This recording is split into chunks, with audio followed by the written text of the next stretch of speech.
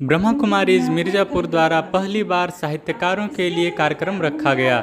यह कार्यक्रम मिर्ज़ापुर के गोसाई टोला स्थित ब्रह्मा कुमारीज पाठशाला में बीके रत्ना माता जी के सौजन्य से आयोजित किया गया, जिसमें मिर्ज़ापुर की 3 प्रसिद्ध साहित्यकार मौजूद रहीं। पूरा कार्यक्रम बहुत ही रोचक और सभी के अनुभवों से भरा हुआ था। तो आइए पूरा कार्यक्रम देखते हैं। आज हमारे बीच मिर्ज़ापुर की 3 जानी मानी साहित्यकार साहित्य पर चर्चा करने हेतु उपस्थित हुई हैं। मैं अर्चना खंडेलवाल आप तीनों का हार्दिक स्वागत करती हूँ। मिलते हैं सारिका चौरसिया जी से, गति उपाध्याय जी से, रंजना जायसवाल जी से। आप सभी को मेरा नमस्कार। आइए हम इनसे इनकी इस लेखन यात्रा के बारे में जानते हैं। सारिका जी, आपसे मैं पूछना चाहती हूँ, आपके लेखन का सफर कब और कैसे शुरू हुआ? लेखन देखिए, ये भावनाओं की अभिव्यक्ति है और ये तो बाय नेचर अपने अंदर आती है। और मैं समझती हूँ कि मैं बचपन से डायरियाँ लिखा करती थी। ये अलग बात है कि मैंने कभी बताया नहीं, ना फैमिली में किसी को और ना ही मायके में, ना ससुराल में, बट मैं इसको लिखती रही। और मैंने 2011 में जब फेसबुक प्रोफाइल बनाया तब से मैं लिख रही हूँ। और 2017 में मैंने अपना काव्य पेज बनाया था सारिका शब्दसार के नाम से। तब से मैं आज तक अनवरत लिखती चली आ रही हूँ।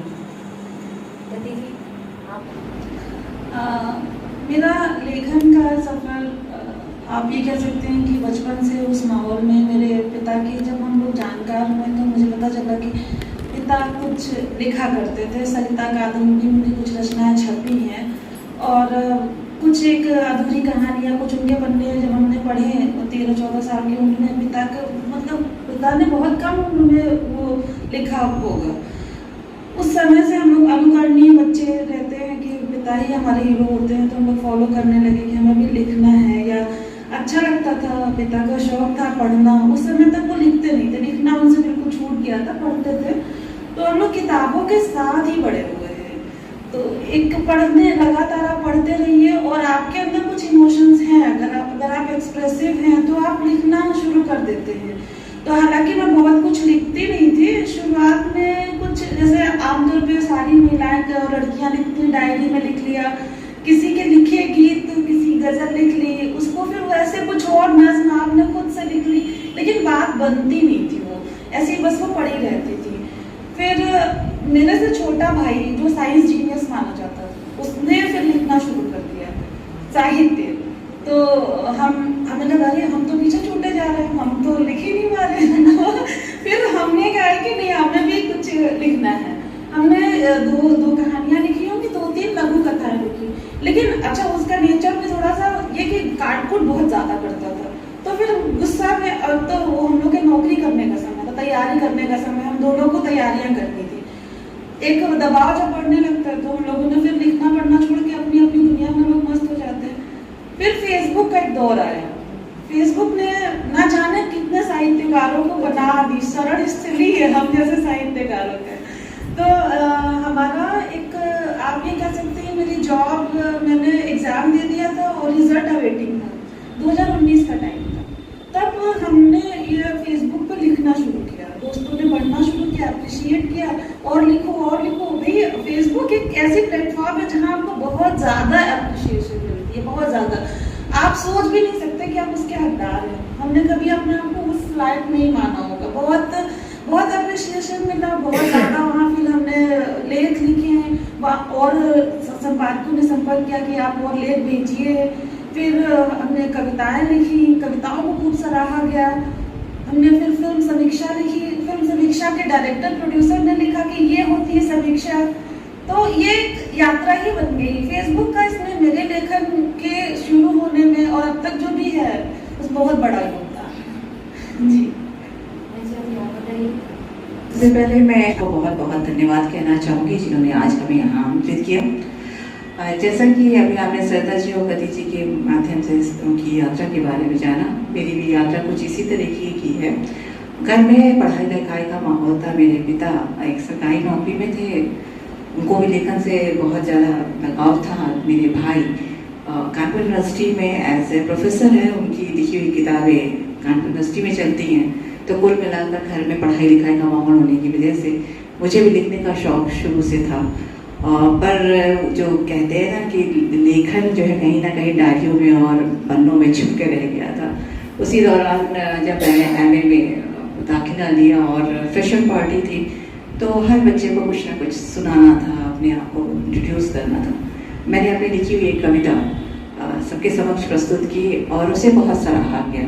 तो अंदर का जो कवि था वो कहीं ना कहीं उसने बड़ा जोर मारा और अपने अंदर में एक विश्वास पैदा हुआ कि ठीक ठाक लिख रही हूँ। ये यात्रा शुरू हो चुकी थी, उसी दौरान मेरी शादी हुई, कहीं ना कहीं पारिवारिक जिम्मेदारियों की वजह से लेकिन थोड़ा रुक सा गया था, पर पूरी तरीके से नहीं। डायरिया मेरी जो साक्षी बनी हुई थी उस यात्रा की, मेरी उस साहित्यिक यात्रा कहीं ना कहीं चल तो रही थी मगर वो डायरियों में बंद थी। फिर एक दौर आया, मेरी सब मित्र भी जो है सभी साहित्यिक क्षेत्र से जुड़ी हुई हैं, उन्होंने मुझे बड़ा प्रोत्साहन किया कि तुम अच्छा लिखती हो, तुम अच्छा कर भी सकती हो। इसी दौरान मुझे आकाशवाणी से ऑफर आया और उन्होंने कहीं मेरी रचनाओं को पढ़ा था और वे चाहते थे कि मैं अपनी आवाज़ के साथ अपनी कहानियों को सबके सामने प्रस्तुत करूं। धीरे धीरे यात्रा शुरू होती चली गई और आज लगभग 350 पत्र पत्रिकाओं में मेरी रचनाएं आ चुकी हैं और आप सभी का आशीर्वाद, आप सभी की शुभकामनाएं हैं कि ये यात्रा इसी तरीके से चलती रहे और आप सभी का आशीर्वाद यूँ ही मिलता रहे। Thank you. आप तीनों की यात्रा, इस सफ़र तो बहुत ही उम्दा है और देखते हैं आगे हमारे प्रश्नों का, और वो हमें जो हमारे अंदर जो प्रश्न चल रहे हैं उनका उत्तर हमें कैसे मिलता है। जैसा कि मैंने आप लोगों तीनों की रचनाओं को पढ़ा है और जानती हूँ कि साहित्य की हर विधाओं पर आप लोगों की मजबूत पकड़ है, किंतु अपनी किसी एक पसंदीदा विधा के बारे में बताएं कि वह आपको क्यों अधिक पसंद है। सारिका जी। लेखन की सभी विधाएं, वैसे तो साहित्यकार को, रचनाकार को लेखन की सभी विधाएं उसे पसंद होती, तभी तो वो लिख पाता है, तभी तो वो अपनी भावनाओं को अभिव्यक्त कर पाता है। हालांकि कविता जो है अपनी भावनाओं को सीमित शब्दों में प्रकट करने का सबसे सशक्त माध्यम है।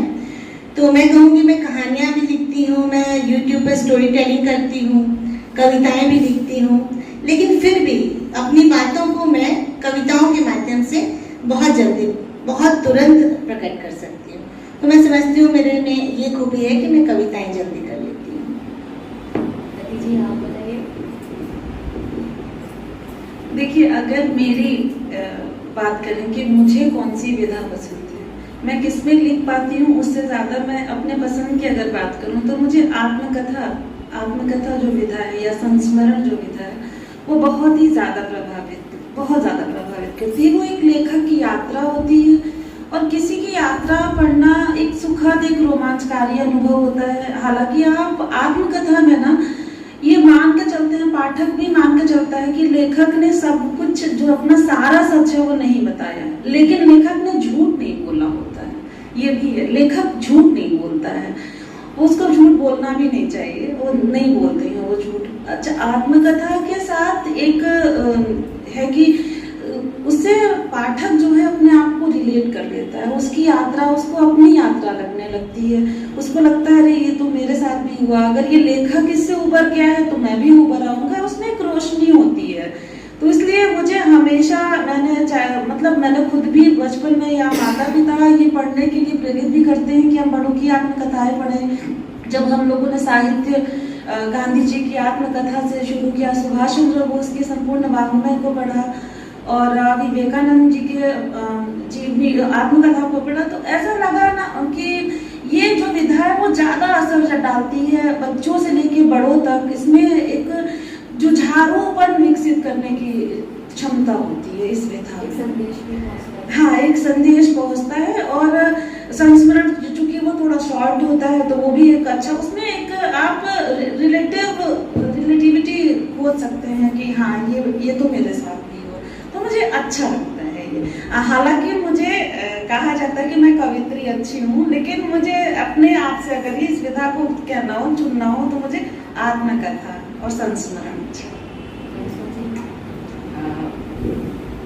मैं थोड़ी लालची प्रवृत्ति की भी महिला हूँ।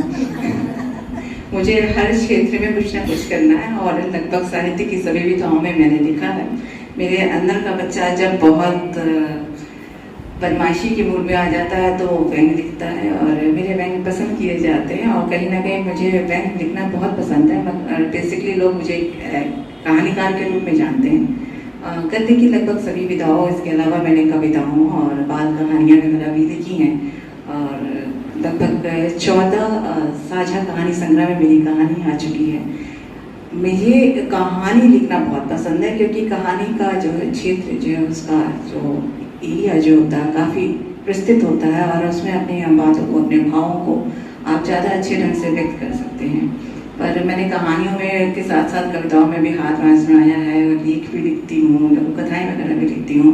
इधर लघु कथाएँ लिखना ज़्यादा शुरू किया है, कहीं ना कहीं खुद को चैलेंज करने वाली जो स्थिति होती है कि कम शब्दों का अगर में सागर बनना जिसे कहते हैं आप, तो लघु कथा भी चूँकि आज जहाँ लोग पढ़ना नहीं चाहते तो उन लोगों को प्रेरित करने के लिए लघु कथाओं का जो है युग है, तो कहीं ना कहीं लोगों में पढ़ने की जागरूकता पैदा करनी है।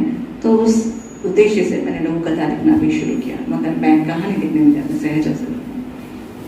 Thank you so much. और मैंने ये देखा है कि आप तीनों की चीज़ें जब मैंने रचनाएं पढ़ी हैं तो मुझे लगता है कि रंजना जी की रचनाएं जब मैंने पढ़ी तो मुझे ऐसा लगता है कितनी ज़्यादा ऑब्जर्वेशन पावर है इनके अंदर। हर चीज़ को बताना, रियलिटी दिखाना और जो पढ़ता है पाठक जब समझता है उसको वो सोचता है कि अरे यार जैसे हाँ ये तो हमारे से रिलेटेड है और उसमें घुस जाता है।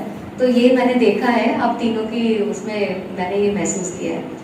चलिए देखते हैं, जैसे आपने बोला था कि फेसबुक और ये सब आया है मीडिया से और ये बहुत ज़्यादा इस समय चल रहा है। तो मेरा प्रश्न है, डिजिटल और वर्चुअल के ज़माने में आपकी रचनाओं को किताबों के रूप में प्रकाशित किया गया, इसके बारे में आप क्या महसूस करते हैं सारिका जी? मेरी अब तक 2 किताबें प्रकाशित हो चुकी हैं। पहले मैं परिचय कर दूं तो फिर इसके बारे में बताऊं। ये मेरी एक काव्य पुस्तक है, ये तुम्हारा शहर है, और ये दूसरे साम्राज्यिक लघु कहानियों का संग्रह है। इसके अलावा मैं स्टोरी टेलिंग किया करती हूँ और समसामयिक सब्जेक्ट्स पर मैं लेख लिखा करती हूँ। मैं फेसबुक पर बहुत एक्टिव हूँ, इंस्टा पर एक्टिव हूँ, सोशल मीडिया में बहुत एक्टिव हूँ।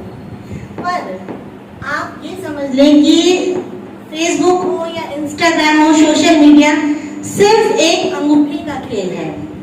एक अंगूठे का tap and you are vanish, you are blocked, you are nothing, all gone. तो आप कितने भी फेमस हो, कितने भी ज्यादा एक्टिव हो, बट आपने अगर एक अंगूठे के टैप को समझ लिया तो आप इस खेल को समझ लेंगे। और किताबें ये तो पीढ़ी दर पीढ़ी हस्तांतरित होती है, इतिहास में दर्ज हो जाती हैं। आपका लिखा जाने कहाँ कहाँ तक पहुँचता है। आप कितनी किताबों को डिस्ट्रॉय करेंगे, कितनों को जलाएंगे, कहीं एक तो बची रह जाएंगी और वो इतिहास में दर्ज हो जाएंगी। और हम जो वर्चुअल मीटिंग्स करते हैं, वर्चुअल सारी चीजें करते हैं, डिजिटल करते हैं, ये बहुत बहुत बड़ा प्लेटफॉर्म है।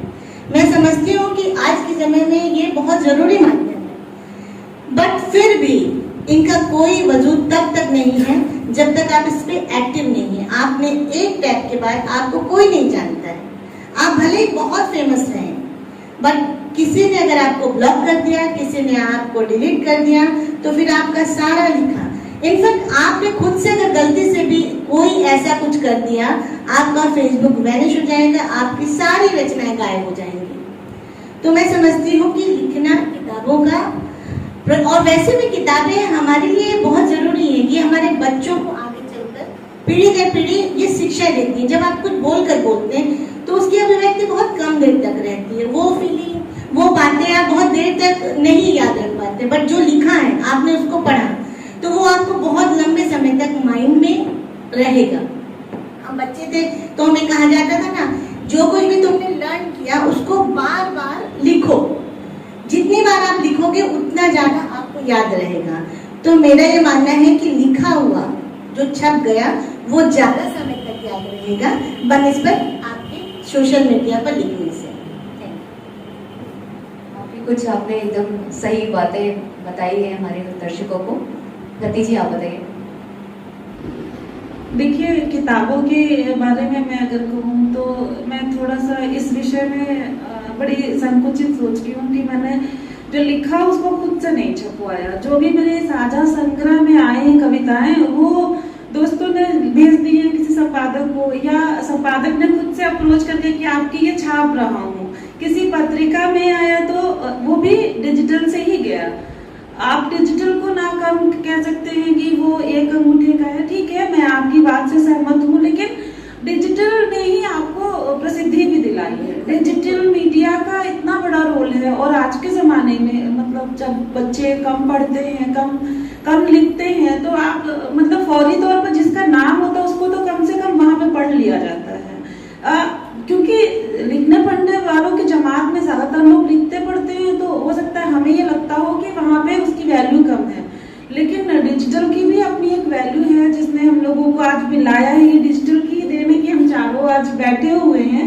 किताबों की पहुंच अब रीच कम हो गई है, मुझे ये लगता है, लेकिन आप किताबों का आना, जैसे मेरी ही रचनाएं जहाँ भी साझा संग्रह में ही है, वो एक दस्तावेज है। वो मैं भले ही ना उसको सुरक्षित रखूं, लेकिन वो रहेंगी, वो मेरी पीढ़ियां, मेरे बाद की पीढ़ियां वो देखेंगी। और हमने भी जैसे अपनी पीढ़ियों से विरासत में पाया, हर प्रश्न का उत्तर जैसे धर्म भी है तो किताबों से ही हमारे तक पहुंचा, वो चाहे कुरान हो, चाहे हमारे वेद हो, चाहे कोई भी हो, तो किताबों से ही आए हैं। तो किताब में मुझे लगता है कि मेरे सारे प्रश्न का जवाब किताबों में मिल जाता है।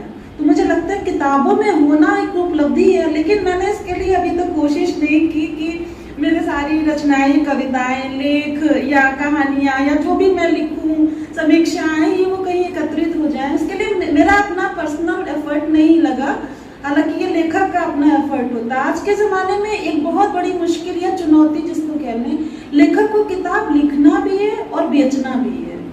तो इस वजह से, क्योंकि लेखक हमारा जो है ना, अब सब हम साहित्यकार ही बैठे हैं, तो लेखक लिख तो सकता है लेकिन बेच नहीं सकता। उसको एक असहजता है इसमें, वो मार्केटिंग वाला बंदा नहीं है। तो इसलिए मुझे थोड़ा सा ये है कि मैं इसके लिए असहज हूँ, लेकिन समय आएगा, वो भी लिखा जाएगा, दर्ज किया जाएगा, इसको दर्ज होना ही चाहिए।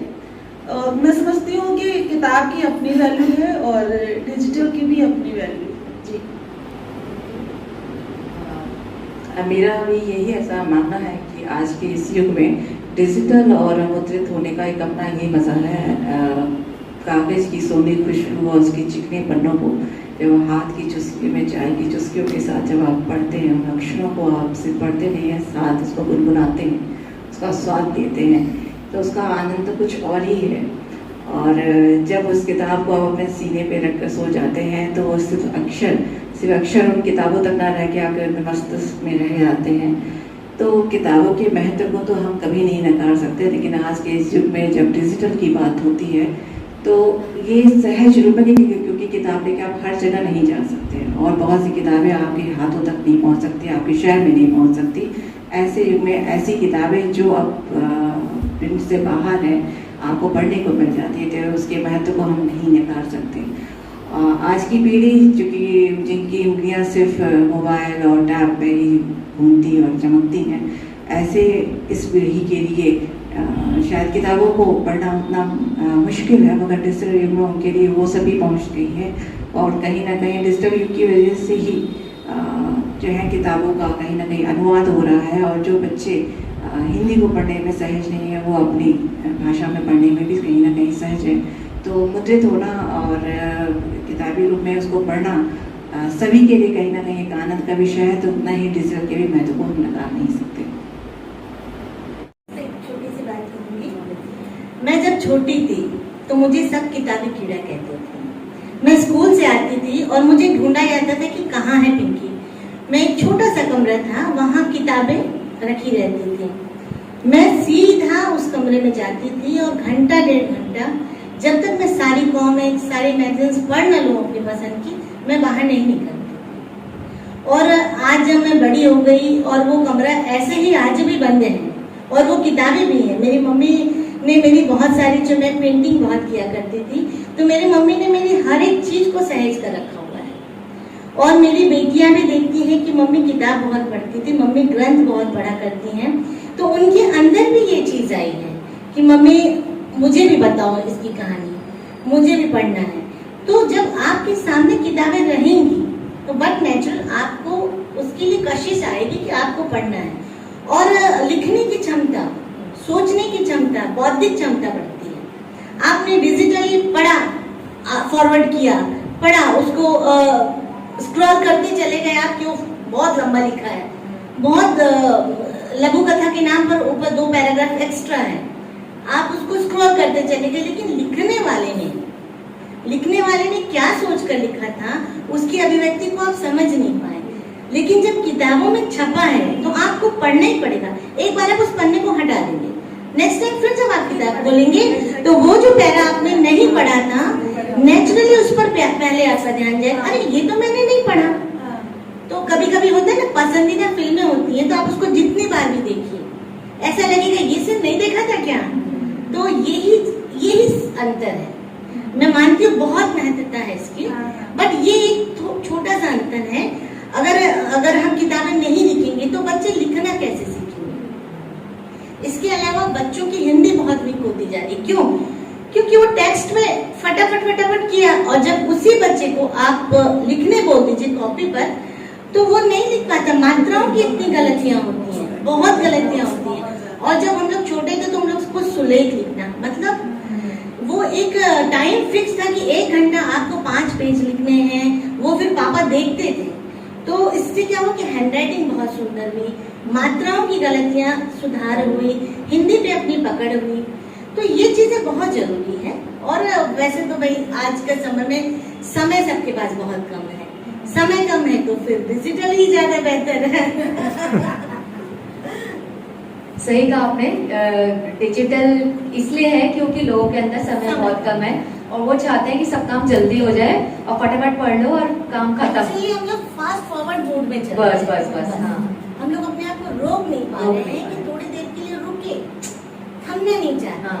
बस फ्लो में कहीं भी चले जाना है, हाँ। स्पीड है और जाना है और करना है और जाना है। और उसमें क्या बुक्स में आप लिखोगे, बैठोगे, इमोशंस डालोगे। बिल्कुल। जितना फास्ट फॉरवर्ड मोड है तो इससे क्या होता है, इमोशंस खत्म हो गए हमारे। अच्छा ठीक है, कोई मर गया, कोई बात नहीं, थोड़ी देर की बेचारा मर गया। अभी मेरे पास टाइम नहीं है कि मर गया तो क्यों मर गया, जानकारी नहीं। हमने सोशल मीडिया पे देखा अगले की, अच्छा हमने क्या किया, सैड का लाइक, सैड दबाया, टैप किया, चल गया। कोई अगर ऐसी रचना है जिसपे हमें गुस्सा आ रहा है, हमने एंग्री दबाया और हम चले गए। बस इतनी तक ही है। वो भी सामने दिख रहा है, आपके इमोशंस अंदर से नहीं, वो दिख रहे हैं, इसलिए आपने कर दिया। अच्छा, लिखने वाला भी देख रहे हैं कितने लाइक्स आए कि नहीं आए। ये चीज आ जहाँ पे एक मेरी यहाँ पे थोड़ी सी असहमति है, आप इसको क्या सकते हैं कि देखिए कि बहुत पहले ही लिख दिया गया कि रफ्तार कुछ इस तरह तेज है जिंदगी की कि सुबह का गम शाम को पुराना लगता है। सही तो ये तो बहुत पहले लिख दिया कि हम आज के टाइम को ब्लेम कर सकते हैं, लेकिन ये हमेशा का दिख रहा आपने है। देखिए रामायण के आखिरी में राम जी ने जो कहा, राम जी ने कहा कि कलयुग ऐसा आएगा, और सेम वही चीजें हो रही है, बिल्कुल वही हो रही है। उन्होंने जो लिखा, अब क्योंकि मैं धर्म के बारे में नहीं बोलना चाहूंगी क्योंकि ये साहित्यिक सभा चल रही है, लेकिन मैं कभी इस पर चर्चा करना चाहूंगी कि रामायण ने इतनी अच्छी चीजें, इतनी बढ़िया चीजें हमें बता रखी, पर हमारे बच्चे रामायण नहीं पढ़ रहे क्योंकि हमने नहीं खोली। आप सब में से किसको याद है, आप सब क्या रोज रामायण खोलते? बरसों हो गए होंगे। वो किताब एक लाल कपड़े में बंधी हुई आपके पूजा घर की शोभा है, आपने शायद ही उसे खोला हो, या किसी त्योहार पे आपने 5 मिनट उसको समय दिया, तो आप अपने बच्चों को कैसे बताएंगे? मेरा सिर्फ इतना कहना है, इस वजह से किताबें पढ़ना बहुत जरूरी है, बहुत ही जरूरी है। आपने बिल्कुल सही कहा कि किताबें पढ़ना बहुत जरूरी है, और जब पढ़ेंगे, जब आप लिखेंगे तो लिखना तो बहुत जरूरी है। लेखन शैली जरूर आनी चाहिए, वो कला सबके अंदर होनी चाहिए, ताकि वो अपने बच्चों को भी आप दे सके। कुछ पढ़ के उनको पढ़ो, लिखो। तो एक तरीके से जैसे आपने बोला कि बचपन में सुलेख लिखवाया जाता था स्कूल में, वो बहुत इंपॉर्टेंस रखता था, तो इसी तरीके से चीजें चलती रहनी चाहिए। चलिए ठीक है, बहुत आपने काफी हमें इंफॉर्मेशन दी है। तो अभी हमें ये बताइए, आपके पसंदीदा आधुनिक कवि, लेखक और रचनाकार कौन कौन है? सारिका जी। आधुनिक काल के कवियों में तो मैं देखिए बचपन से महादेवी वर्मा की बहुत फैन हूँ। वो मेरे दिल में बसती हैं, उनकी कविताओं को, उनकी कहानियों, मैं उनको पढ़कर बड़ी हुई हूँ। और इसके अलावा सुभद्रा कुमारी चौहान, जिनकी वीर रस की कविताएं, मैथिली शरण गुप्त हो गए, जयशंकर प्रसाद हो गए, लंबी लिस्ट है ये जो हमने स्कूल और कॉलेजेस में पढ़ा और ऐसे भी पढ़ा। लेकिन आज अभी की बात अगर आप कहें मुझसे तो लेखिकाओं में मुझे मैत्री पुष्पा बहुत पसंद है। हालांकि काफी विवाद होते हैं, फिर भी मैं मैत्री पुष्पा को पर्सनली बहुत पसंद करती हूँ। उनकी कहानियां जैसे अलमा कबूतरी हो गई, चाक हो गई, इस तरीके की कहानियों में स्त्री पीड़ा जो है, उपन्यासों में उनकी स्त्री पीड़ा और स्त्री के मन की बातों को इतनी खूबसूरती से बताया है उन्होंने, इतनी अच्छी से उन्होंने गुड़िया भीतर गुड़िया में तो उन्होंने खुद को प्रेजेंट किया है, बहुत ही खूबसूरत। तो मैं उनकी फैन हूँ। उनका कुछ ऐसा है जो बहुत ज्यादा आपको क्लिक करता है? हाँ, उनमें बहुत सारी है, मैंने बताया ना।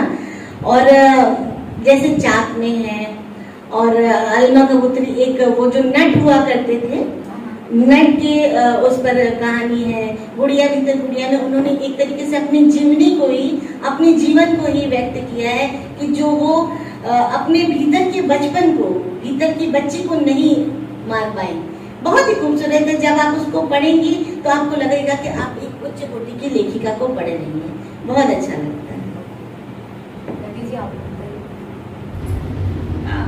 अगर आप मुझे बात करें कि लेखक, मेरा पसंदीदा लेखक, आधुनिक लेखक कौन है, तो मैं निर्मल वर्मा को, बेशक मैं निर्मल वर्मा, बहुत सारे लेखक हैं और हम तो ये सोच भी नहीं सकते कि हमने सबको पढ़ लिया है, हमने तो बहुत हो सकता है छूट गए। अभी हाल के आपको बताऊं, पिछले साल मैंने मांडू को नहीं देखा पढ़ा, तो मुझे लगा अरे स्वदेश दीपक कैसे छूट गए थे। मैंने नहीं पढ़ा और मुझे इतना अफसोस हुआ कि मैंने इतनी बढ़िया किताब और मैंने क्यों नहीं पढ़ा, मुझे किसी ने क्यों नहीं बताया कि तुम्हें मांडू पढ़ लेना चाहिए था। तो इस तरह से बहुत सारी चीजें छूटी भी रहती हैं, लेकिन जितना पढ़ा है उसमें निर्मल वर्मा को मैं बहुत ज्यादा पसंद करती हूँ जी। उनका जो दृश्यांकन है, अगर आप ये देखेंगे कि अगर कोई नायक है, वो लेखक अगर आपका स्टेशन से उतर के मंडी हाउस की तरफ जा रहा है दिल्ली में, तो आप महसूस करेंगे कि आप भी उस यात्रा में हैं, आप जा रहे हैं। उसके साथ साथ जो दृश्य हैं, जो अगर ठंडी है तो आपको भी लगेगा कि कोट आपको पहन लेनी चाहिए, इतनी जोर की ठंडी लगेगी। इतना आपको चाय, अगर वो पी रहे हैं तो चाय की भाप आप तक आएगी। वो जो दृश्यांकन है वो सबकी कलम में वो ताकत नहीं होती है। हालांकि मैं लेखिकाओं में मन्नू भंडारी जी से बहुत ज़्यादा अपने आप को रिलेट कर पाती हूँ।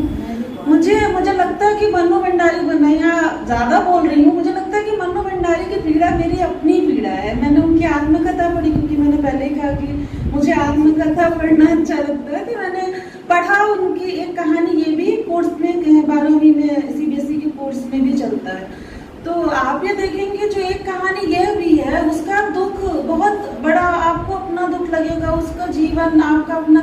उसके साथ साथ उनकी एक रचना जो आप कालजयी रचना है, आपका बंटी, आपका बंटी। आप अगर किसी महिला से पूछेंगे, एक बच्चे का दुख है, एक महिला है शादी में फंस गई है, उसको शादी से अलग हो गई है, लेकिन बच्चे का जो दुख है ना, उसमें जो उनका बंटी सिर्फ उनका बंटी नहीं है, अकेला एक चरित्र नहीं है। उसमें उन्होंने खुद लिखा उसकी भूमिका में कि इस बंटी में 4-6 बंटी हैं। ये जो शादी में फंस गई हैं औरतें, जो जिनका कोई मतलब छुटकारा ही नहीं है, वो कहाँ जाए, कैसे अलग भी हो गई, तो बच्चे का दुख दिख रहा है। अपना दुख देखें कि बच्चे का दुख देखें, वो किसको हो जाने दें, अपने दुख को बीत जाने दें कि बच्चे के दुख को बीत जाने दें। इसी के बीच में झूलता बंटी, मैंने उसकी समीक्षा भी लिखी है फेसबुक पे, कभी मौका लगे तो आप लोग मेरे फेसबुक वॉल पे देखिएगा। तो मुझे लगता है कि मन्नू भंडारी जी में जो ताकत है लिख देने की, वो औरतों की पीड़ा को उन्होंने बहुत कम लिखा है, बहुत कम लिखा है, क्योंकि भाई जीवन है, जीवन की यात्रा है, संघर्ष है, वो उस तरह से चलता है कि बहुत रचनाकारों ने बहुत कम लिखा और बहुत प्रसिद्ध हो गए। बहुत रचनाकार बहुत ज़्यादा लिखे और उनको लिखने का अवसर मिला। और अगर आप कवियों की बात करें तो मेरे दिल के एकदम करीब जो है वो कुंवर नारायण है। मैं कुंवर नारायण जी की कविताओं को मतलब मैं ये सोचती, मैंने एक संस्मरण में नीचे लिखा था, एक 2 लाइन लिखी थी कुंवर नारायण की। मैंने लिखा कि दूरियों का भूगोल नहीं, दूरियों का समय बदलता है। और कितना ऐतिहासिक लगता है ना आज के दिन तुमसे मिलना। तो उसमें जो कमेंट आया पहला कि ये कुंवर नारायण तो हर जगह मौजूद है मतलब ये लगता है कि क्या कुछ नहीं लिख दिया कुंवर नारायण को। मतलब आप ये सोच, अभी एक मेरे ख्याल से एक सीरीज आई थी, जितेंद्र कुमार की सीरीज थी, एस्पिरेंट्स थी क्या शायद, हाँ एस्पिरेंट्स आई थी। उसमें जो कविताएं हैं कि शुरू में सब यही चाहते हैं कि सब कुछ शुरू से शुरू हो, बाद में कोई ध्यान नहीं देता कि ये सब कैसे खत्म हो गए, बाद में लोग हिम्मत हार जाते हैं, अंत में कोई ध्यान नहीं देता कि वो सब कैसे खत्म हो गया जो सब कुछ शुरू हुआ था हम दोनों के चाहने पर। ये क्या अच्छी कविता है, क्या अच्छी लाइनें हैं, मतलब आज भी मौजूद है कुंवर नारायण। हाँ, अगर आप ये देखेंगे तो आपको लगेगा कि कुंवर नारायण बहुत ही एकदम टची लिखने वाले और आज भी मौजूद हैं। और वो अगर आप रचनाकारों की बात करें तो एक ट्रेंड फेसबुक के आने के बाद से मैंने नोटिस किया कि लोगों में बातचीत होती है, एक जो बौद्धिकता है वो बढ़ रही है लोगों के बातचीत करने से, मैसेंजर होने से। तो एक मैंने चैट उपन्यास पढ़ा सूरज प्रकाश जी का, पहला हिंदी का चैट उपन्यास है, नॉट इक्वल टू लव करके।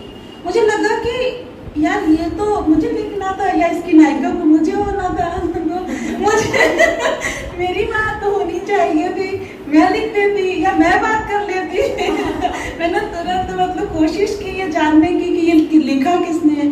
तो ये सूरज प्रकाश जी की ये जो इनकी रचना शैली है, बहुत सारी किताबों की मुझे बाद में पता चला कि कोर्स में चलती हैं, बहुत सारी यूनिवर्सिटीज़ में चलती हैं, बहुत सारे अनुवाद हो रहे हैं, इंग्लिश में भी हो रहे हैं नॉट इक्वल के। 4-5 लोग उस पर रिसर्च कर रहे हैं। अगर आपको कभी पढ़ने का मौका मिले तो नॉट इक्वल टू लव एक छोटी सी लघु उपन्यास, मतलब उपन्यासिका है, उपन्यास नहीं, मोटे नहीं है, मेरे ख्याल से 100-120 पन्नों की उपन्यासिका है, तो आप पढ़ सकते हैं। तो मुझे सूरज प्रकाश जी भी बहुत प्रभावित करते हैं। बता ही दिया बाकी सब। मुझे कवित्रियों में चित्रा देसाई बहुत प्रभावित करती हैं और उनकी एक कविता खासतौर से आजकल मैं अपने मन का करती हूँ। हम सभी शादीशुदा महिलाओं की ये कविता ज़रूर सुनने लायक है। जहाँ हम अपने घर रिश्ते और पारिवारिक जिम्मेदारियों के बीच फंसे हुए हैं, वो कविता बहुत प्रभावित करती है। इसके अलावा मैं मालती जोशी और शिवानी को बहुत पढ़ती हूँ और मेरे लेखन में कहीं ना कहीं शायद उनका असर भी दिखता है कि शिवानी को आप पढ़कर देखें, महिला होकर उन्हें एक महिला का जो शारीरिक चित्रण और शारीरिक सौंदर्य का जो चित्रण करती हैं, उसे देख के वाकई में बहुत आश्चर्य होता है। और मालती जोशी की कहानियों के जो पात्र होते हैं वो हमारे आसपास, बस लगता है कि बस अरे आपने तुम्हारे पड़ोस के विषय में बात कर ली। उनका जो चित्रण, उनका जो दृश्य बनाना जो है का जो तरीका है वो इतना प्रभावित करता है कि आप अपने आप के आगे, अपनी नज़रों के सामने उन्हें महसूस करते हैं। उन्हें लगता है कि उन्होंने उस चीज़ को अभिव्यक्त कर दिया जो आपके मन में कहीं दबा हुआ था। और कहते हैं कि दिल में भी दिमाग होता है, तो आपका दिल के अंदर का दिमाग भी सोचने को मजबूर हो जाता है। मैं जी मेरे ख्याल से मुझे जो पसंद है, मैं शिवानी और मालती जोशी के लिए कहूँगी, और चित्रा देसाई मेरी बहुत पसंदीदा कवित्री हैं और उनकी रचनाओं को आप पढ़कर देखें, आप अपने आप को बहुत जुड़ा महसूस करेंगी। बहुत कम शब्दों में गहरा लिखने वाली लिखना। कुछ उनकी क्वालिटी कैसे लिखती हैं क्या? चित्रा देसाई की शब्द बहुत सरल होते हैं, जो सुनना चाहते हैं या पढ़ना उन्हें चाहते हैं, और जो साहित्य में बहुत ज़्यादा रुचि नहीं भी रखते मगर पढ़ने का शौक़ रखते हैं, तो उनके जो भाषा शैली है वो बहुत सरल है, तो आम आदमी की पहुंच में है। और उन्हें जो है आप चाहें तो यूट्यूब के माध्यम से भी आप उनको सुन सकते हैं। उनकी रचनाओं को जो है बहुत लोगों ने भी आवाज़ दी है और चित्रा देसाई ने खुद भी अपनी कविताओं को आवाज़ दी है। तो उनकी आवाज़ में उस कविता को अगर आप सुनने का कभी मौका मिले तो आपको उनकी कविताएं कुछ किसी और रूप में लेके जाती हैं। तो दरारों में धूप उनकी एक कविता संग्रह है और उसकी कविता एक से एक बेहतरीन है। और मालती जोशी और शिवानी जी का क्या कहना, हर आदमी उनका गायक है। मालती जोशी इस उम्र में भी सबसे बड़ी खासियत तो उनकी ये है कि कभी उनका लाइव देखिए, उनको अपनी कहानियाँ रटी हुई हैं, वो हाथ में कभी किताब लेकर नहीं पढ़ती, वो सिलसिलेवार ढंग से एक एक शब्द वो बोलती चली जाती हैं और उम्र उनकी आप देखेंगी तो आप आश्चर्य में बढ़ जाएंगे कि इस उम्र में उनकी याददाश्त बहुत अच्छी है और बहुत अच्छा लिखती हैं, इतना सरल लिखती हैं कि जो हम कहना चाहते हैं, जैसे हमारे भावों को उन्होंने भाषा दी थी। तो मेरे हिसाब से तो मेरे लिए मेरी बेहतरीन लेखिकाओं में शिवानी जी और मालती जोशी हैं। Thank you. और मुझे कहीं ना कहीं आपकी बातों से ऐसा लग रहा है कि इन सब रचनाकारों ने, कवियों ने आपको मोटिवेट किया है, अपनी रचनाओं से आप मोटिवेट हुए हैं। तो आज हमारे दर्शक देख रहे हैं और हम ये उम्मीद रखते हैं कि अब इनकी रचनाओं से हमारे दर्शक मोटिवेट हो और आगे अपना भी लेखन, अगर आपके अंदर भी ये क्वालिटी है तो आप अपना लेखन भी स्टार्ट कर सकते हैं। इन तीनों ये भी गृहस्थी से जुड़ी हुई हैं, घर की महिलाएं हैं, घर का कार्यक्रम भी अपना पूरा करती हैं, लेकिन फिर भी समय निकाल करके इन्होंने अपनी रचनाओं को और अपनी उनको कविताओं को लिख रही हैं और इनकी किताबें भी छप रही हैं। तो हम अपने व्यूअर्स को भी बोलेंगे कि आप प्लीज़, और जैसा कि सारिका जी ने बताया कि इससे बौद्धिक क्षमता बढ़ती है, तो हम ये चाहते हैं कि सबकी बौद्धिक क्षमता बढ़े और किसी को भी डिमेंशिया ना हो एक एज पर आने के बाद, और सब अपना लिखें और पढ़ें। अब मैं आप तीनों से एक ज्वलंत प्रश्न उत्तर जानना चाहूंगी। मेरा पहला प्रश्न है गद्य उपाध्याय जी से। आपके लेखन में क्रांति की आग है ना, और भावनाओं की शीतलता भी है, किंतु सामान्य तौर पर हमारे साहित्य का स्तर अधोगति की ओर जा रहा है। उसे ऊर्ध्व गति की ओर बढ़ाने के लिए आप क्या करना चाहेंगे? देखिए, बहुत ज़्यादा किसी प्रश्न में जजमेंटल होना कि मतलब ऐसा हो रहा है, ऐसा मैं समझती हूँ कि इस तरह के हम लोग की अपनी सोच में एक थोड़ी सी कमी है, या हम लोग अपनी सोच बदलनी होगी। अगर हम समाज को ये कहें या साहित्य को कहें कि अधोगति की ओर जा रहा है, तो नहीं, ऐसा नहीं है, कुछ भी अधोगति की ओर नहीं जा रहा है। हाँ, समाज ही हमारा बदल रहा है तो साहित्य भी बदल रहा है। समाज को तेजी है तो साहित्य को भी तेजी है। सब पुरस्कार, अच्छा किसी दिन बातों में हमने किसी कलाकार से कह दिया कि ये तो कोई कह रहा था तुमने पुरस्कार के लिए ही बनाया था, तो उसने कहा हाँ, पर पुरस्कार के लिए बनाया था तो क्या हो गया, पुरस्कार के लिए ही बनाया था। और 2 बार कहा कि हाँ पुरस्कार पुरस्कृत जो कृति थी वो सच में पुरस्कृत थी, और उसने कहा, उसने माना कि तो, लेकिन साहित्य में पहले हालांकि ऐसा नहीं होता था। साहित्य को हम लोग समाज का दर्पण मानते थे, अपना भोगा हुआ लिखते थे और चाहते थे, लेखक वो भी लिखता था जो चाहता था कि समाज में अब ऐसा हो। कभी कभी बार दफा हम लोग ये नहीं कहते कि अरे वो लेखक इतना महान लिखता और है कैसा, लेकिन ऐसा नहीं, लेखक वो चाहता है कि वो सब कुछ ऐसा हो जाए, वो खुद भी ऐसा हो जाए। अपनी व्यक्तिगत कमजोरियां हैं, हम नहीं बदल पाते हैं अपने को, लेकिन आप रचनाओं में तो लिख सकते हैं कि आगे आने वाले आपको देखें और बदल लें। तो बहुत ज्यादा ये इस नतीजे में नहीं पहुंचा जा सकता कि अधोगति की ओर है और इसको ऊर्ध्वगति। समाज ही बहुत ज्यादा जल्दी में है, साहित्यकार भी बहुत जल्दी में है, साहित्य भी बहुत जल्दी में है, पूरी दुनिया समाज को बहुत जल्दी सब कुछ चाहिए। तो जल्दी लेखन तो एक साधना है ना, शुरू से हम लोगों ने सुना है, पढ़ा है कि साहित्य एक साधना है, या कोई भी कला एक साधना है। जब वो साइंस नहीं है तो आप कला तो धीरे धीरे करते करते सवर के एक रचना आती थी पहले। अब इंस्टेंट जमाना है, किसी ने कुछ लिखा फिर उसी का कॉपी पेस्ट थोड़ा सा मैनिपुलेट किया और किसी ने कुछ उससे अच्छा लिख दिया, उसको कुछ ज्यादा ही लाइक्स मिल गई, उसकी किताबें ज्यादा बिक गई। पुस्तक मेले आयोजन है जहाँ पे किताबें ज्यादा बिकना ही लेखकों की सफलता के मानक है। तो इसमें हम लोग क्या कर सकते हैं? उसमें हमारा बस यही है कि भाई सब लोग अपना अपना बेस्ट देते रहें और जो हमसे हो सके नैतिकता हम अपनी बनाए रखें, और हमारे आगे आने वाली पीढ़ी भी हमको देख के सीखे कि भाई वो इतने नैतिक रहे उस समय में भी जब लोग कहते थे कि लोग अनैतिक हो चुके हैं। मुझे लगता है कि नैतिकता पे थोड़ा सा काम करना चाहिए। और दूसरा ये है कि हम लोगों को जैसे दोषारोपण वाली चीज, जो लेखकों को थोड़ा सा बचना चाहिए इससे कि उन्होंने ऐसा लिख दिया या उन्होंने ये लिख दिया या ये इनका खराब उनका अच्छा है। तो इससे जो होता है ना कि हम लोग लेखकों को ही बुराई कर देते हैं, और फिर जो पढ़ने सुनने वाला बाहर ही वो लगता है इनकी तो और कुकुर जो मची है, ये तो और लिखे पढ़े, इनको क्या ही पढ़ा जाए जब आपस में लड़ भिड़ रहे हैं। तो अपने को इस तरह से रिप्रेजेंट कर रहे हैं। तो मुझे लगता है कि ये थोड़ी एकता और दिखानी चाहिए, बाकी सब कुछ अच्छा ही चल रहा है। पॉजिटिव सोच है आपकी बहुत। जी। मेरा दूसरा प्रश्न सारिका चौरसिया जी से है, जिनके नाम का अर्थ ही सौंदर्य है और यह उनकी रचनाओं में दिखाई भी देता है, किंतु आधुनिक साहित्य में इस सौंदर्य बोध का अभाव नजर आता है। इसका निदान कैसे हो सकता है?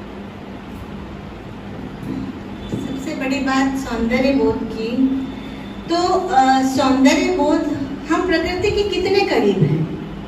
हमने सुबह, बिल्कुल अल्ल सुबह उठकर सूरज को कितनी बार देखा। पहले तो हम यही सोचेंगे कि हमने सूरज को कब देखा। वो जो सूरज उगता है उसकी जो लालिमा है, हम में से कितनों ने देखी। इतनी आपाधापी भरी जिंदगी है। सुबह अगर हम उठते भी हैं तो वो 5 बजे 6 बजे का समय हमारा किचन में बच्चों के टिफिन लंच तैयार करने में बीतता है, फिर घर के कामों में, और जेंट्स जो होते हैं उनका ऑफिस है वहाँ जाने में बीतता है, और बच्चे उनको स्कूल की हड़बड़ी है या पढ़ाई की। तो हमने प्रकृति को कहाँ देखा। जब हमने प्रकृति से अपने को दूर कर लिया तो सौंदर्य बोध अपने आप दूर हो गया। सौंदर्य बोध के लिए हमें प्रकृति के नजदीक आना होगा, हमें प्रकृति से प्यार करना सीखना होगा। और निदान यही है, ढेर सारी किताबें पढ़िए, खुद भी पढ़िए, बच्चों को भी पढ़ाइए, धार्मिक ग्रंथों को पढ़िए, तो ये अपने आप अंदर से आत्मानुभूति आएगी, सौंदर्य की, प्रेम की, आपसी सद्भाव की, भावनाओं की।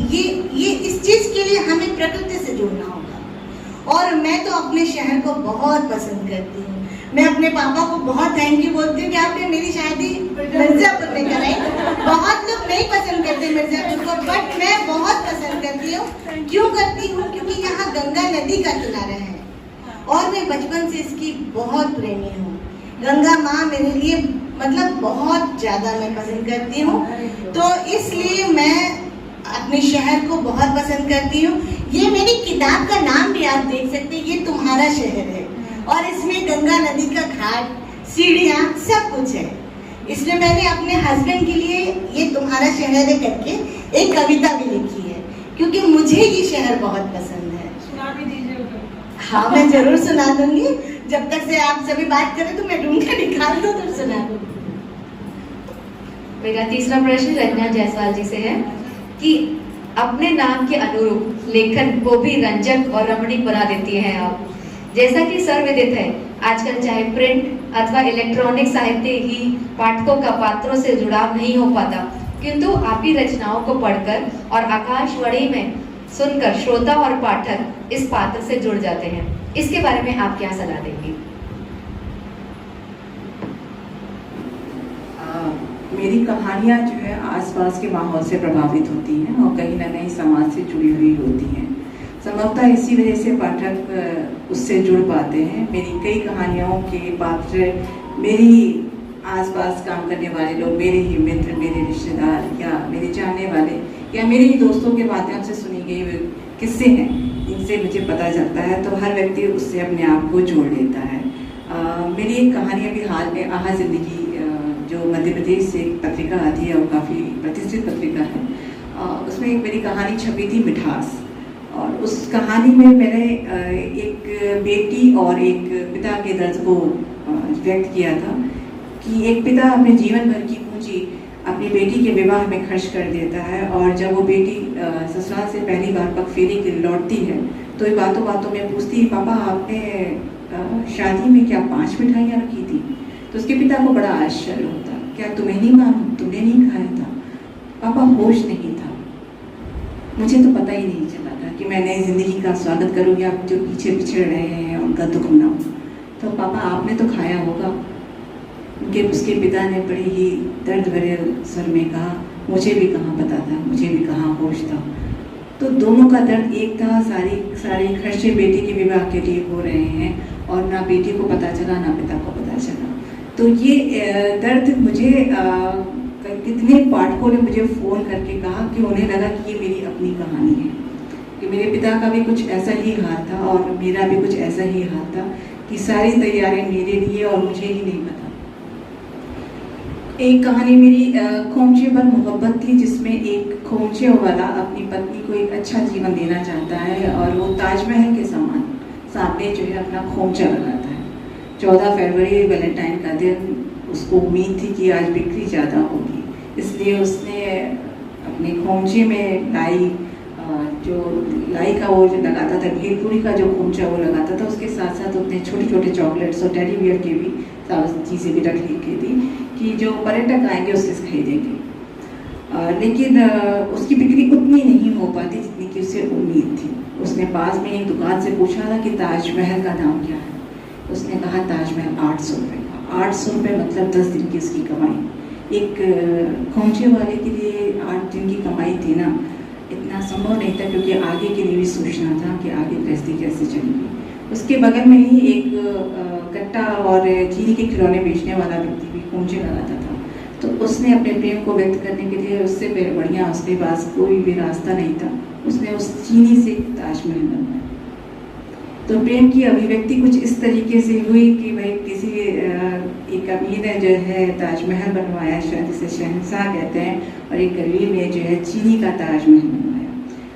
प्रेम की अभिव्यक्ति कुछ इस तरीके से थी। तो मैंने आसपास ही इसी तरीके के माहौल में अपने आप को देखा और उन्हीं चीज़ों से प्रभावित होकर मेरी कहानियों में विशेषता कह सकते हैं, या मुझे शब्दों से खेलना पसंद है। मैं कहानियों में दृश्यों को बनाना बहुत पसंद करती हूँ। मेरी एक कहानी थी कैसा ये इश्क है। मैंने एक ढाबे में पकौड़ी और चाय बनाने का वर्णन किया था और कई पाठकों का मैसेज आया, मैडम पकौड़ी का आनंद आ गया। आपने जिस तरीके से पकौड़ी में मसाला डाला है और सरसों के तेल में जिस तरीके से उसे तला है, पकौड़ी डालते ही उस गर्म तेल में जैसे वो पकने के बाद वो घूमने लगती है, हमने उसको भी महसूस कर लिया। और चाय की वो अदरक, लहसुन और अदरक, तुलसी की पत्ती और काली मिर्च का स्वाद हमारी नाक उसकी सुगंध आज तक महसूस करती है। तो एक लेखक के तौर पे मेरी यही सबसे बड़ी जो है उपलब्धि है कि हर पाठक अपने आप को उससे जोड़ लेता है। और मैं अपना एक अनुभव शेयर करना चाहूँगी। मैं आकाशवाणी से मैंने अपनी कहानी जो है रिकॉर्ड की थी, और जब 3 महीने बाद मुझे फिर बुलाया गया तो जो वहाँ की अधिकारी थी जिन्होंने मेरी कहानी रिकॉर्ड की थी, तो उन्होंने मुझसे कहा कि आपकी कहानी बड़ी हिट रही। तो मैंने कहा शुक्रिया। तो क्या मैंने कहा ये आप कैसे कह सकती हैं? कहे हम के पास चिट्ठियाँ आती हैं, उसके अलावा फ़ोन आते हैं, और अगर आपको पूछना है तो आकाशवाणी के बाहर एक पान की दुकान वाला बैठा है, आप उससे पूछिएगा। उसने आपकी कहानी सुनी थी और चूँकि वो मुझे रोज़ आते जाते देखता है, तो उसने मुझे रोक कर कहा था कि साहब जो है आपने लेखिका का नाम तो नहीं पता, कहानी बहुत अच्छी थी। तो मेरी खुशी का कोई ठिकाना नहीं था, क्योंकि मुझे यही चाहिए था कि हर तबके का व्यक्ति मेरी कहानी को समझे, पसंद करे, और उसकी रूह को अगर मेरी कहानी अगर मैं जो है टच कर जाती है तो मेरी जो है कहानी लिखना मेरा सार्थक हो जाता है। मेरी शुभकामनाएं आप सबको देते हैं कि आपकी कहानी जन जन तक पहुंचे और आपका लेखन इतना ऊपर जाए कि लोग हमारे मिर्जापुर, आपको पसंद है मिर्जापुर, और मिर्जापुर में आप तीनों हस्तियां लीजिए सारिका जी। सुना दो। मेरी इस कविता का शीर्षक है ये तुम्हारा शहर है। ये तुम्हारा शहर है, इसलिए तो मुझे बहुत पसंद है। शहर की भीड़ और संकरी गलियां, हुजूम और उससे उठता शोर, हर आवाज तुम्हारे समानांतर, तुम्हारे आने का प्रतिबोध। शहर की सुबह और नदी का किनारा, उगते सूरज में अक्स तुम्हारा, कमर तक डूबे प्रतिस्फुटित अस्पष्ट मंत्रों द्वारा, ताम्र घट से अर्घ देते हुए कर कमलों में स्पर्श तुम्हारा। तभी तो मुझे पसंद है सुबह की बढ़ती तीखी वो तुम्हारे शहर की धूप भी, क्योंकि ये तुम्हारा शहर है। इसलिए तो मैं हूं हमेशा यहाँ, क्योंकि मुझे पसंद है प्रतिपल साथ तुम्हारा, प्रतिपल साथ तुम्हारा। और मेरी एक सिग्नेचर कविता है। मैं भोपाल में मुझे बुलाया गया था, वहाँ मुझे राष्ट्रीय पुष्पेंद्र कविता सम्मान दिया गया था। वहाँ मैंने अपनी एक कविता पढ़ी थी। वो अभी आप सभी जैसा कि जानते हैं रूस और यूक्रेन का बहुत ज़बरदस्त युद्ध चल रहा है, और विश्व युद्ध की एक कल्पना सी हो गई है कि अब चाहे तो विश्व युद्ध भी हो सकता है। एक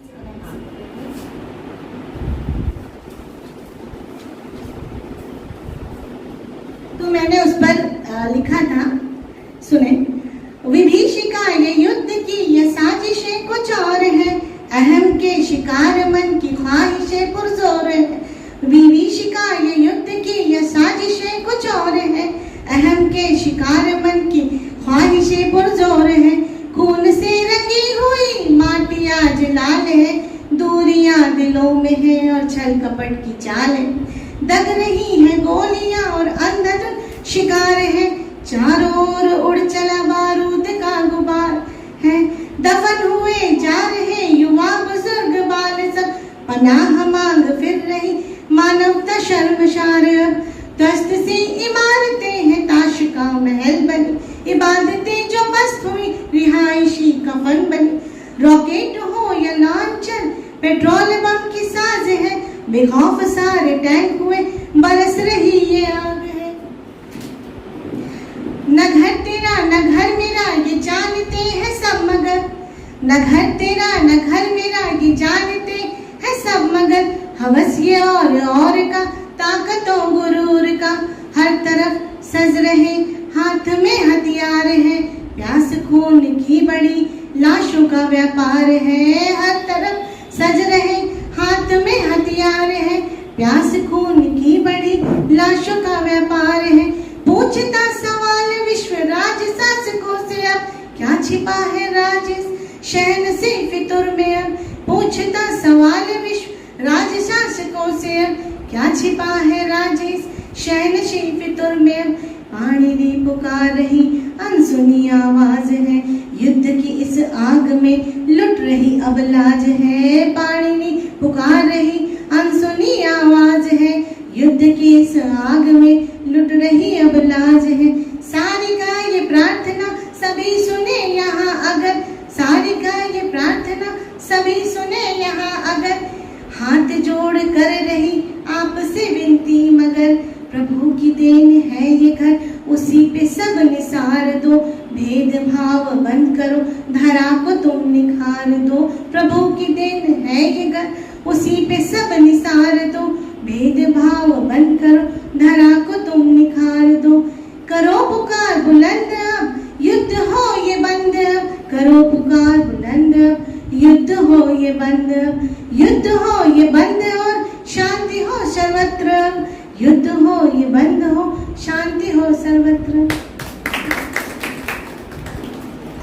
आप सभी ने बहुत शांति से मेरी कविता को सुना और ये कविता के जनमानस में सभी तक पहुंचे, बल्कि मैं कहती हूँ पूरे विश्व में पहुंचे, तो शायद हम इस युद्ध की परिस्थिति को टाल सकते हैं। मेरा इस कविता को लिखने का मकसद ये था। बहुत बढ़िया। गति जी कुछ आप सुनाना चाहेंगी? कुछ लाइनें याद है आपको? मैं अपनी एक कविता मुझे लोगों ने बताया है कि ये कविता तुम्हारी बहुत अच्छी है। मैंने तो यूं ही लिख दिया था, जब लिखा था तो आप ये सोचिए बस ऐसे ही लेटी थी और उठ के बैठी और लिख दिया, एक गुस्से में ही लिखा होगा उसको, लेकिन बाद में लोगों ने कहा कि बहुत अच्छी कविता है। मैं उस कविता को सुनाना चाहूँगी। एक कविता है बहुत छोटी सी, एक और आप अगर कहेंगे तो मैं दो सुना दूंगी।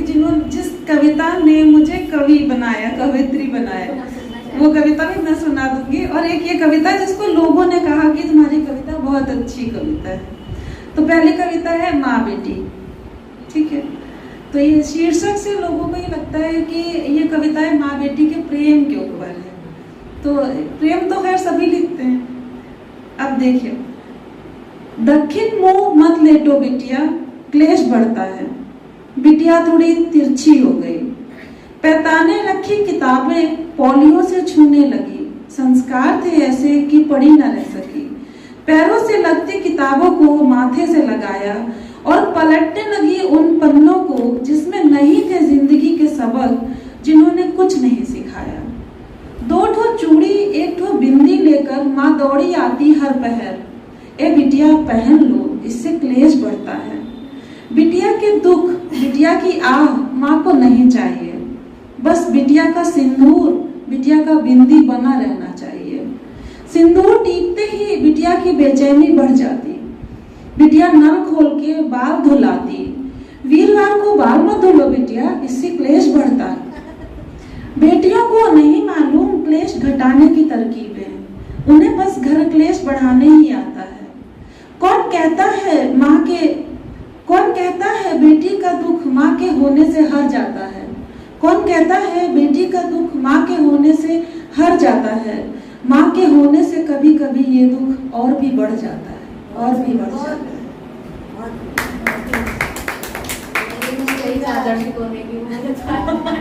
अभी जैसा कि दशहरा बीता है और मैं एक संदेश देना चाहती हूँ। मेरे इस कविता को पढ़ने का यही माध्यम है। आप सभी ने महसूस किया होगा कि आजकल राम की महिमा मंडन नहीं, रावण की महिमा मंडन हो रहा है। रावण के संयम का, रावण की विद्वता का बहुत ही ज्यादा प्रचार हो रहा है। लोग आत्ममुग्धता की तरफ जा रहे हैं रावण को पढ़कर। तो मैंने इसकी विवेचना अपने दिल में की और मैं आप सभी के सामने इसको सुनाती हूँ। मन का रावण। दहन की प्रक्रिया में तीर से बिंधते हुए रावण से मैंने पूछा, क्या निकलती है तुम्हारी चित्कार जब बींधता है तुम्हारा कलेजा? दहते हुए रावण ने कहा, दहते यानी वो जल रहा था। दहते हुए रावण ने कहा, नहीं, क्योंकि मेरा कलेजा उसी दिन फट गया था जब अनसुनी की थी मैंने सीता की चित्कार। करती रही वह गुहार और मेरे अंदर धधक रहा था वासना का ज्वाल।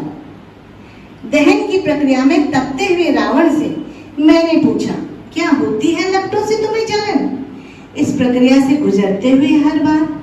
दहते हुए रावण ने कहा, नहीं, क्योंकि सुलगती लपटों से बहुत पहले ही मैं हो चुका हूं भस्म जब निरीह सीता को देनी पड़ी थी अग्नि परीक्षा। तब भी स्वीकृत नहीं हुई थी समाज में उसकी अस्मिता और अब भी स्वीकृत नहीं हुई। दहन की प्रक्रिया में चिटकते हुए रावण से मैंने पूछा, क्या होता है तुम्हें दर्द जब चिटकता हुआ विलग होता है तुम्हारा एक एक अंग? दहते हुए रावण ने कहा, नहीं, क्योंकि उसी समय मैं हो गया था छत विछत जब सीता को राम से किया था विलग और सहन करना पड़ा था उन्हें वियोग का दंश। पल पल टुकड़े होते मेरे शरीर का यह दर्द उस दर्द के आगे बहुत ही कम। दहन की प्रक्रिया में उड़ते हुए बारूद के गुबार में दफन होते रावण से मैंने पूछा, क्या चुभती है आंखों में किरचे जब उड़ते हैं तुम्हारे स्वर्ण कवच के परखचे?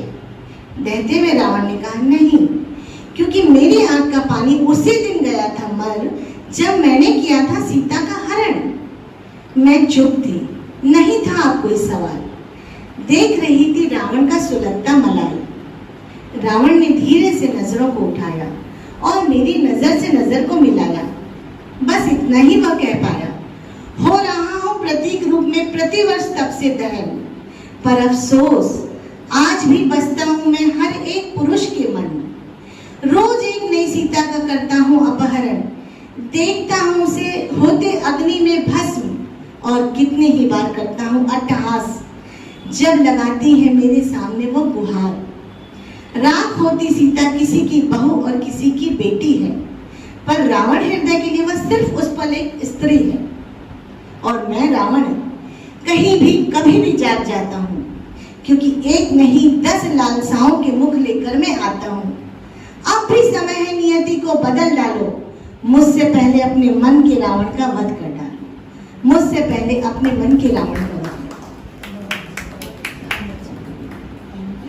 और मैं सामाजिक ज्यादा लिखती हूँ, पारिवारिक ज्यादा लिखती हूँ, प्रकृति से ज्यादा। मैं प्रेम कम लिखती हूँ, क्योंकि मेरा मानना है कि जब हम सामाजिक होंगे, पारिवारिक होंगे, प्रकृति के नजदीक होंगे तो प्रेम अपने आप अंदर आ जाएगा। तो मैं संदेश देना चाहती हूँ समाज को कि कुछ थोड़ा सा बदलो अपने आप। इनसे लगाओ तो प्रेम कर ही रखा है।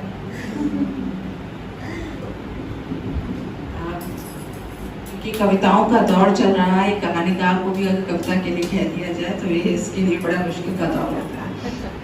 मगर मैं थोड़ी बहुत कविताएं भी लिख लेती हूँ।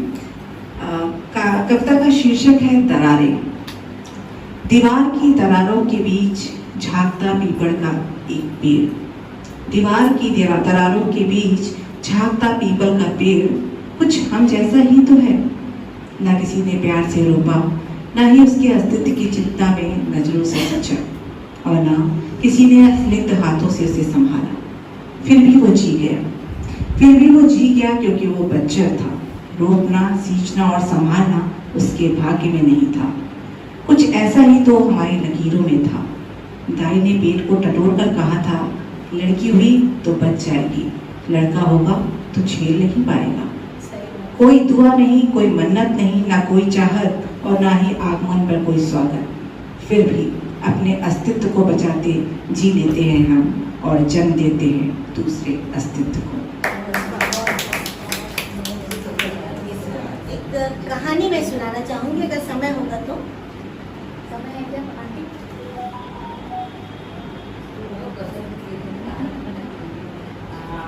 आंटी के रत्ना आंटी की फेवरेट कविताओं में से एक और कविता मैं सुनाना चाहूंगी।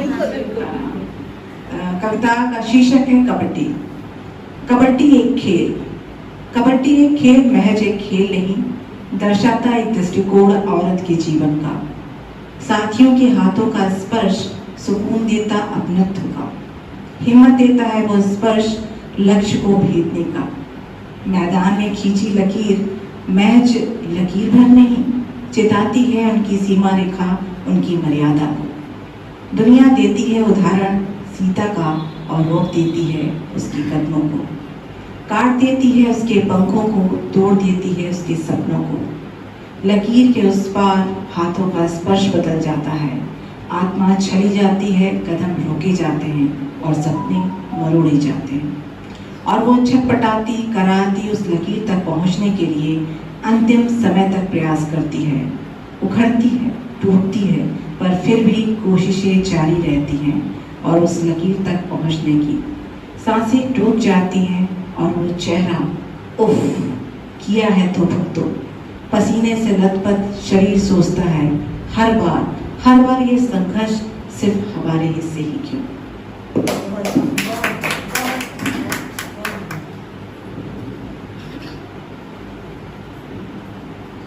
आप कुछ सुनाने वाली थी गति जी शायद?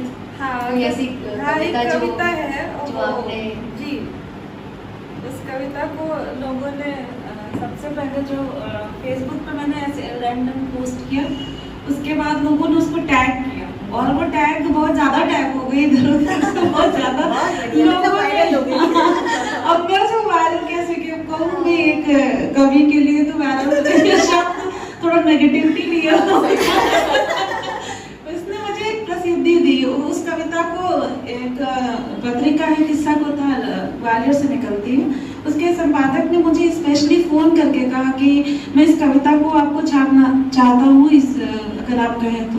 मुझे पहली बार लगा कि मैंने कुछ सार्थक लिखा है तो किसी का फोन आया मेरे पास और मैंने कहा हाँ असफल जी ने मुझे फोन किया।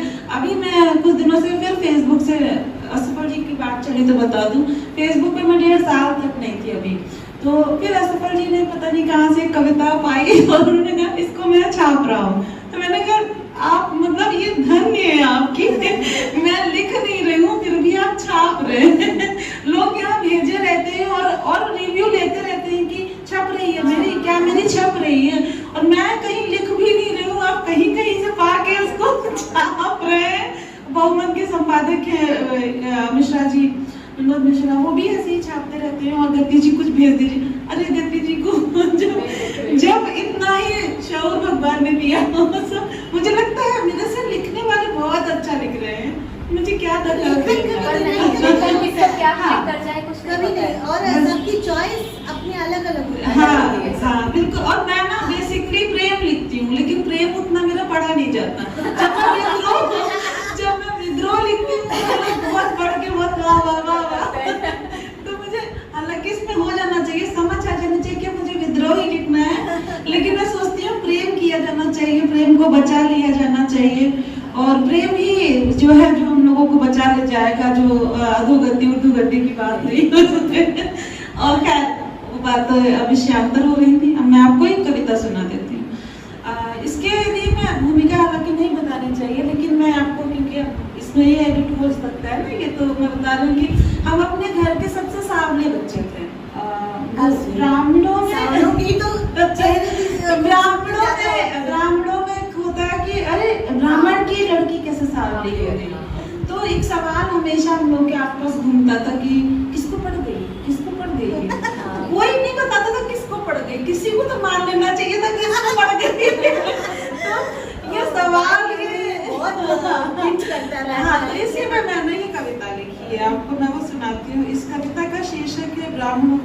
काली औलाद हैं। बहुत सुंदर।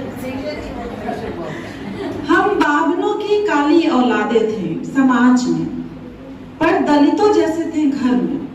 हम घास थे जिन्हें उखाड़ कर फेंका जाता, हम काई थे जिन्हें रोज रगड़ा जाता, फिर भी हम रोज जम जाते थे आंगन में। प्रश्न एक ही पूछा जाता, किसको पड़ गए हैं हम? साफ माँ सी लगती हुई गोरी माँ कहती बुआ पर, बुआ कहती आजा पर, और आजा कहते मेरी माई पर। जीते जागते लोगों से कोई नाता नहीं था हमारा। काली माई सुन के दिल जब दुख जाता, तब ढूंढने लगती किताबों में काली रंगते। मार्टिन लूथर किंग को देखती, नेल्सन मंडेला को सोचती, ब्रायन लारा, नेओमी कैम्पबेल की कतर में ब्योतते हुए फेयर एंड लवली वाली मॉडल को भी काट लेती। बहुत बड़ी बीमारी लेकर जन्मे थे हम। हमें जन्म लेते ही मार देती वो डॉक्टर की बेटी हुई है वो भी काली। माँ के प्रसव में साथ रहने वाली जिला अस्पताल की डॉक्टरनी सुन लो, बावनों की काली बेटियों को मारकर तुम पुण्य करती। इस सुंदर संसार में बदसूरती लाने की तुम भागीदार हो। डॉक्टर मालती पाठक सुन लो, मैंने दूध केसर नहीं पिया अपने गर्भकाल में। मैंने सिखाया अपने बेटे को कि तुम सबसे सुंदर हो इस संसार में। तुम अपनी काबिलियत से जाने जाओगे, अपने सुंदर दिल से पहचाने जाओगे। हाँ, तुम्हें नहीं मिलेगा वार्षिकोत्सव में नायक का पार्ट। लोग तुम हर बार बनाए जाओगे पहाड़, पेड़, चूहे और क्राफ्ट। लोग जानना चाहेंगे हजारों बार तुम्हारा पूरा नाम, पर तुम आधा ही बताना। ऐसे बचा लोगे तुम अपने आत्मविश्वास का कत्ल होने से। ऐसे ही लोग रोक लेना चाहते हैं काली रंगत को सफल होने से। ब्राह्मण लगती तो नहीं हो कहकर दोस्त की मां ने प्रश्न उठाया था। हम हाइब्रिडेड हैं जी, मेंडल के विज्ञान ने हमें ये सिखाया था। उन्होंने हाँ कहकर मुंह दबाया था। बड़ी कौवा हकनी है तुम्हारी सहेली, अपनी बेटी को चेताया था। एक गोरे दलित ने देश बदल डाला था, एक गोरे दलित ने देश बदल डाला था। रंग बदलने से नियत नहीं बदलती आंटी। काश तुम अपनी कहावतों पर पुनर्विचार कर पाती शुक्ला आंटी। काश तुम उस गोरे दलित के साथ पार उतर पाती शुक्ला आंटी। बहुत ये काले गोरे का जो होता है, और लड़की है तो गोरी होनी ही चाहिए। हाँ, ये इसमें ब्राह्मणों की तो बहुत ज्यादा, और जिनकी अब आई थिंक अब इस चीज के लिए चीजें काफी हद तक बहुत बदल गई। सोच बदल गई है। नहीं, इसको हम लोग नकार सकते हैं। इस कविता के छपने के बाद मैंने अपना पर्सनल अनुभव बता रही हूँ। मुझे कितने फोन आए इस कविता के छपने के बाद। फोन नंबर था, माँ ने कहा कि मेरी बेटी सुंदर है, और उसको कहा जाता है कि तुम्हारी माँ सी। मैं आपको बता दूं, मेरे घर में मैं भी सबसे सामने। Thank you. साथ देने का मेरी मम्मी बहुत बोली है। एटलीस्ट मेरे पापा भी अच्छे खासे गोरे ही थे। ठीक, भाई तो आप किसको पड़ गई? उनके साथ कम हो रहा है, बट मैं किस पे पड़ी थी। नहीं, आ जाओ कोई बात नहीं। आप 4 भाई बहनों में मैं भगवान की परछाई पड़ी थी। लेकिन आपके लेखन से पता चल रहा है कि आप कितने चमक रहे हैं।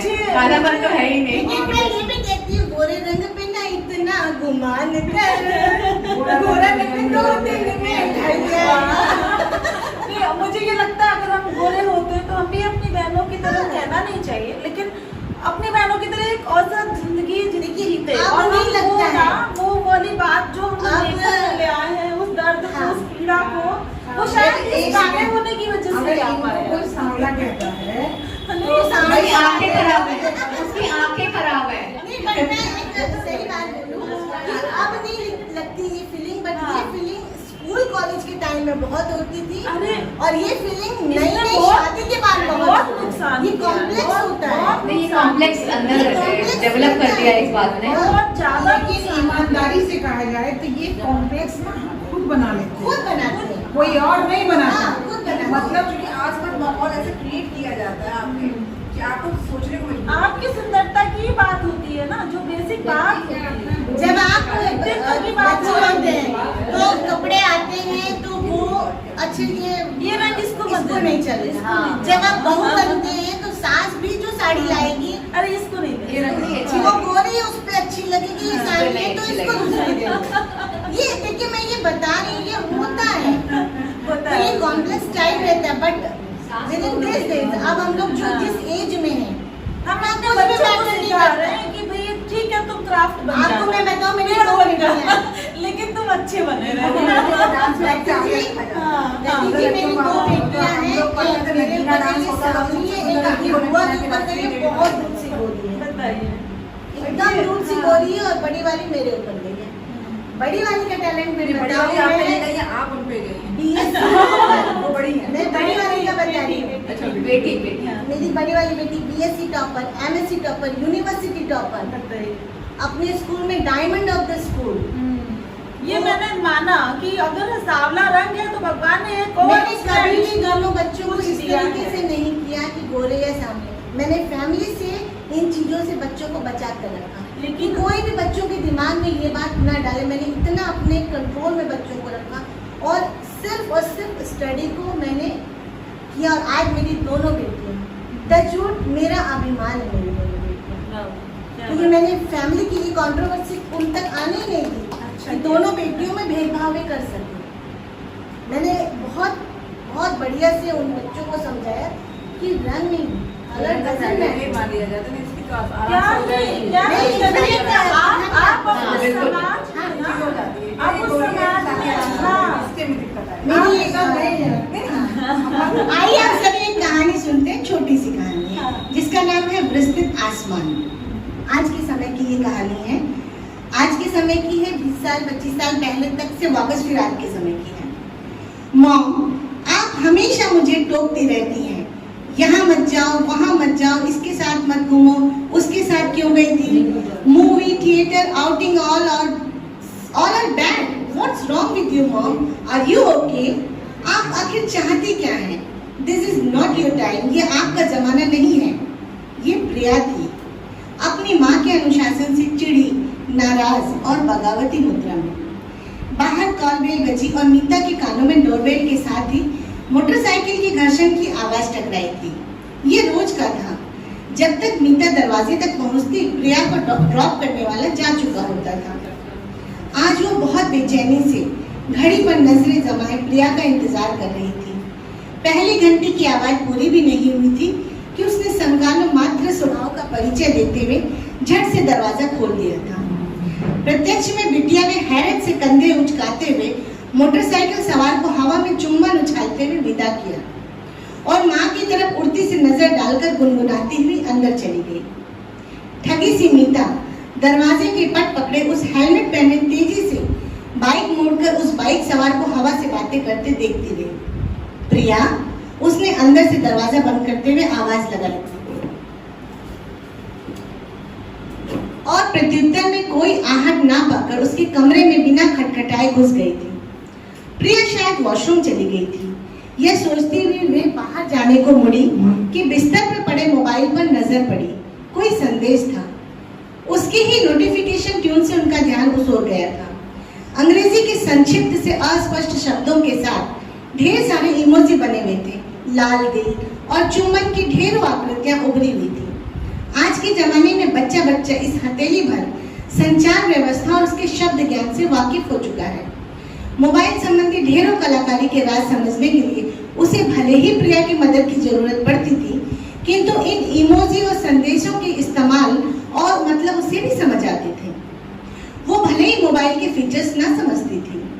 उसने जो ही मोबाइल हाथ में उठाया, तत्क्षण प्रिया कोई फिल्मी प्रेम गीत गुनगुनाती वॉशरूम से बाहर निकली और माँ के हाथों में अपना मोबाइल देख अपना आपा खो बैठी। Mom, how many times I told you, don't touch my mobile now, this is the limit, I warn you. कहती हुई माँ के हाथों से मोबाइल छीन लिया। किसका मैसेज आ रहा है बेटा? प्यार से किंतु सवालिया नजरों से देखते हुए माँ ने उसकी बात अनसुनी करते हुए पूछा। किसका मतलब? What do you mean किसका? मॉम, बिना नॉक किए कमरे में आना is not a good habit at all। और आप ये दरवाजे पर पहरेदार की तरह क्यों खड़ी रहती हैं? तुम्हारे कमरे में, अपनी बेटी के कमरे में आने जाने के लिए मुझे क्या तुम्हारी परमिशन लेनी होगी? और बेटी के लिए इंतजार करना, उसके लिए दरवाजे पे खड़े होना तुम्हें पहरेदारी लगती है? तो हाँ, करती हूँ तुम्हारी पहरेदारी, क्योंकि चिंता करती हूँ तुम्हारी। बेटी हो तुम मेरी, मेरा ही अक्स हो। मीता ने प्रतिवाद किया था। ओह मॉम, ये सब घिसे पिटे डायलॉग्स आप आपके जमाने में चलते होंगे। चिढ़ती हुई प्रिया दर्पण में खुद को हर एंगल से निहार रही थी और माँ को अपनी ओर एक टक देखता पाकर उसने मुंह बिगाड़ा था। अब कुछ खाने को भी देंगी या यहीं खड़ी रहेंगी? इधर मीता अपनी बेटी के बदलते अंदाज पर हतप्रभ सी 18 वर्ष पीछे के सन्नाटे में भटक रही थी। मॉम क्या सोच रही हैं? आपका घुलना कंप्लीट हो गया तो प्लीज आप जाएं यहाँ से। मीता ने बहुत शांत और संयम स्वर में सीधा सवाल किया था। बेटा, ये लड़का कौन है जो तुम्हें छोड़ने आता है? अभी ये उसी का मैसेज था ना? Mom, yes, you are so you checked my message too. It's ridiculous mom. बिफरते हुए प्रिया ने आंखें तरेड़ी थी। एक बात याद रखिए, मेरे मोबाइल को तो बिल्कुल टच मत कीजिएगा दोबारा। आपने अपने समय में वो सब किया जो आपने चाहा, तो अब मेरे समय में ये दकियानुसी विचार? मेरे दोस्तों की जानकारी क्यों चाहिए होती है आपको? ये जासूसी क्यों? बहुत बड़ा विस्तृत आसमान है, मुझे भी उड़ने दीजिए। अच्छा एक बात बताइए, क्या आपने इसी दिन के लिए मुझे बड़ा किया कि मैं आपकी कठपुतली बनकर रह जाऊं?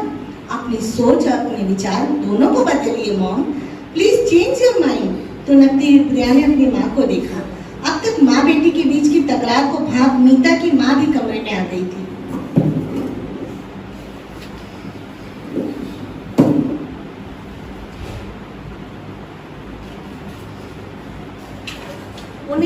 उन्हें देखते ही प्रिया ने कहा, प्लीज नानी, मम्मा को कहिए अभी यहाँ से चली जाए प्लीज। हतप्रभ सी मीता अब दिशा शब्दहीन थी। वो चुपचाप बाहर निकल आई और प्रिया ने झटके से माँ की पीठ पर दरवाजा जोर से पटकते हुए खुद को एक बार फिर कमरे में कैद कर लिया। लो, अब हो गई फुर्सत। 2-3 दिन इसका फुला हुआ मुंह। तुमसे कितनी बार कहा है बेटा, बड़े होते बच्चों को ज्यादा टोका टोकी ना करो। क्या मैंने तुम्हें कभी किसी बात के लिए टोका? क्या कभी तुम्हारी चीजों को, किताबों की अलमारियों की तलाशी ली? तुमने हमेशा वही किया जो तुम्हारा दिल किया। क्या हमने कोई जबरदस्ती की? पीछे से प्रिया की नानी स्वयं मीता की माँ बड़बड़ाई थी। भरी आंखों से उसने अपनी माँ की तरफ देखा था। सच ही तो था, माँ सच ही तो कह रही थी। माँ ने उसे कभी किसी बात के लिए नहीं टोका था, कभी कोई सवाल नहीं किया था। काश की टोका होता माँ। वर्षों बाद आज माँ मीता के सामने सवाल लिए खड़ी थी। वर्षों बाद आज मीता माँ के सामने सवाल लिए खड़ी थी। क्यों नहीं टोका था माँ? काश की कभी मुझ पर सरसरी नजर ही डाली होती, फपक पड़ी वो। क्यों नहीं ली मेरी अलमारियों की तलाशी? मिल जाते ना वो तोहफे जो तुमने नहीं दिलाए थे, तब करती ना तुम सवाल, कहाँ से आए वो मेरे पास, किसने दिए मुझे? क्यों नहीं पढ़ते मेरी किताब के पन्ने माँ? दिख जाते ना वो प्रेम पत्र जो पढ़ाई की आड़ में लिखे और भेजे और पढ़े जाते थे। मैंने जो गलतियां की आज मैं माँ बनकर समझ सकती हूँ। औलाद को सही गलत रास्ता दिखाना कितना जरूरी होता है माँ बाप के लिए। काश कि ये समझ मैंने आपसे पाई होती जो अपनी ठोकरों से न सीखनी पड़ती। ये अकेलापन, ये अपमान न झेलना पड़ता मुझे। ये ताने, ये विफलताएं सब मेरी गलती है। पर क्या दायित्व तो आपका नहीं था माँ? और पिताजी हमेशा अपने आप में व्यस्त रहते थे। आप हमेशा अपने रिश्तेदारों, दोस्तों, गहनों, कपड़ों, शॉपिंग और रुपए पैसे में ही उलझे रहे। और हम बच्चे क्या कर रहे हैं किसी ने भी देखने की जरूरत नहीं समझी, ना पिताजी ने ना ही आपने। अमीरी इतनी भी ना हो कि माता पिता और बच्चों के बीच ढेरों कमरों का फासला रह जाए। काश कि आपने जानने की कोशिश की होती, क्या आपकी बेटी कॉलेज के लिए निकल रही तो कहाँ जा रही, किताबों में प्रेम पत्र छिपा रही, किसी के साथ जीवन बिताने के सपने देख रही, उसके साथ घर से भागने की तैयारी कर रही। आपने रोक लिया होता माँ। आज मैं जीवन के ऐसे मोड़ पर ना होती कि माता पिता दोनों की भूमिका मुझे स्वयं अकेले निभानी पड़ती। भले ही आपने मेरी वापसी स्वीकार कर ली, पर माँ, जब तक मैं अपना भविष्य, अपनी जिंदगी, तब तक सब कुछ बर्बाद कर चुकी थी। माना कि इस घर ने मुझे फिर से स्वीकार किया, मुझे पनाह दी, मेरी गलतियों को माफ किया, पर माँ मेरा क्या अस्तित्व रहा, मेरा सरनेम क्या रहा? जिस कौम के लिए मैंने अपने परिवार, अपने धर्म, सबको धोखा दिया, उसने आज मुझे ठुकरा दिया। आज मैं क्या हूँ? बेटी, पत्नी, माँ या सिर्फ मीता? माँ, आप सब ने मुझे फिर से सब सुख दिए, पर मैं जानती हूँ मैंने कितना कुछ खोया है। काश मैंने शिक्षा के वे सुनहरे पल ना खोए होते, सोच समझकर फैसले लिए होते, तो अब कैद में बुलबुल से मेरी जिंदगी ना होती। बेटी को वही गलती दोहराने नहीं दूंगी। माता पिता से मिली आजादी का सही अर्थ समझा, उसे जीवन की सही दिशा देने का प्रयास करूंगी। सच कहती है प्रिया, समय बिल्कुल बदल गया है। वो उड़ेगी, विस्तृत आसमान में उड़ेगी, किंतु आत्मनिर्भर बनने के बाद। शून्य में ताकती माँ को वहीं छोड़कर मीता रसोई में जा चुकी थी। प्रिया की मनपसंद तिरंगे सैंडविचों को उसके बचपन की पसंद का आकार देते हुए उसका दृढ़ निश्चयी मन बेटी के भविष्य को भी सही आकार और दिशा देने के प्रयास की योजनाओं को आकार देने में जुट गया था। Thank you. मैं चाहूंगी कि आप सभी मेरी किताबों को पढ़ें, क्योंकि मेरी किताबें निरर्थक नहीं, कुछ ना कुछ सार्थक संदेश दिया करती हैं। इसमें मैं आपकी एक कहानी हाँ जरूर जरूर जरूर जरूर।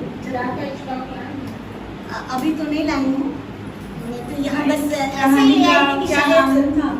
विस्तृत आसमान। विस्तृत आसमान। देखिए, मेरी इस कहानी से घोर असहमति। मैं आप इस कहानी की नायिका को उस कंक्लूजन पे ला देती हैं कि उसने अपना फैसला लेकर गलत किया। ये मुझे बिल्कुल अच्छा नहीं लग रहा है। मुझे ये हम मानने वाली औरतें हैं, शायद स्त्रीवाद ने हमें ये सिखाया है अपना फैसला खुद लेना। हम पिछली पीढ़ी से अगली पीढ़ी पीछे जा रहे हैं। हमारी साहित्यिक समझ, हमारी फैसला और निर्णय लेने की क्षमता कम हो रही है। हम अपने को दोषी पाते हैं और हम सोचते हैं कि हम अपने बच्चों को ऐसा ना करने दें। क्यों नहीं करने दें? आपके माँ बाप ने आपको इतना प्रखर, ये कहानी ये नहीं कह रही कि ऐसा नहीं करने दें। ये कहानी बता रही है आप ये फैसला ले रही हैं कि आपकी क्योंकि आप उसकी लेखिका हैं, आपको ये स्वतंत्रता है, आप उसको ऐसा बनने देंगी। उसकी आज़ादी उसकी माँ ने, देखिए हम ऐसा हुआ है पिछली पीढ़ी से, हमारी पीढ़ी में हमको वो आज़ादी मिली, हमने अपनी पीढ़ी को उतना कैद किया है, या हमें जो आज़ादी मिली है हम कैद होके पाए हैं, जो कि हमारे माता पिता को थोड़ी सी आज़ादी मिली हुई। तो ये जो होता है ना, ये चीज़ गलत है। आप ये हमारी शिक्षा के साथ इसको और स्वतंत्र होने दीजिए, निर्णय लेने दीजिए, गिरने दीजिए, संभलने दीजिए। वो गिरेगा तो उठेगा, संभलेगा, उसके अपने निर्णय होंगे। कल को उसको अभिमान तो होगा कि उसका अपना निर्णय। बेशक मेरे कई निर्णय गलत साबित हुए, इसका मतलब ये नहीं कि व्यक्ति के तौर पे मैं गलत हूँ। लोग इसलिए उसको अपना लिए आपकी कहानी में क्योंकि वो व्यक्ति अच्छी है। उसको समाज का खुला हाथ आपको इस जगह पे रोकूंगी। नानी ने नातिन को इसलिए कभी भी नहीं टोका क्योंकि वो अपनी बेटी को एक बार खो चुकी थी। हाँ, बेटी ने अपनी माँ से कभी भी कनेक्टिविटी नहीं पाई।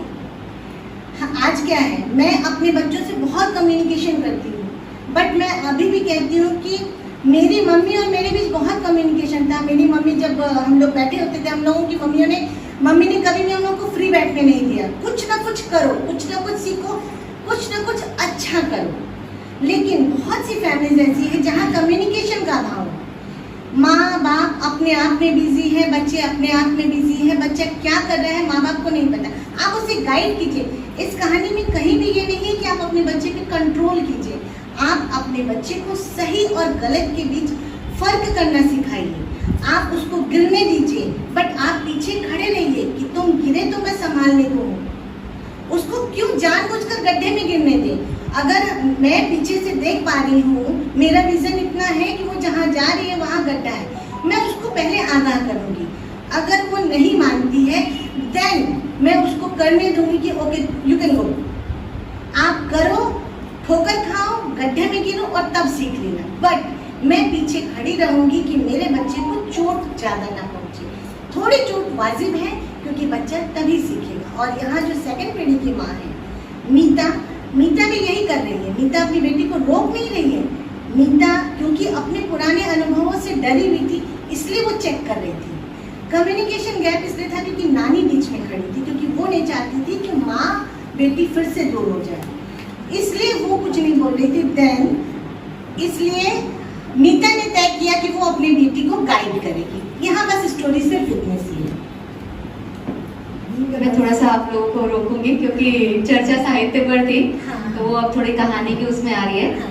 तो वैसे मैं आप तीनों को बहुत बहुत धन्यवाद देना चाहूँगी कि आप तीनों हमारे इस मंच पर आए और इस मंच को आपने से शोभित किया और अपनी सारी जानकारियाँ साझा करी हम लोग के साथ में। और आपके लेखन में जो ताकत हमने आज देखी वो हम फिर अपने व्यूअर्स को बोलेंगे कि इसको आप अपनी भी लेखन शैली अपनी बढ़ाइए और खुद लिखिए।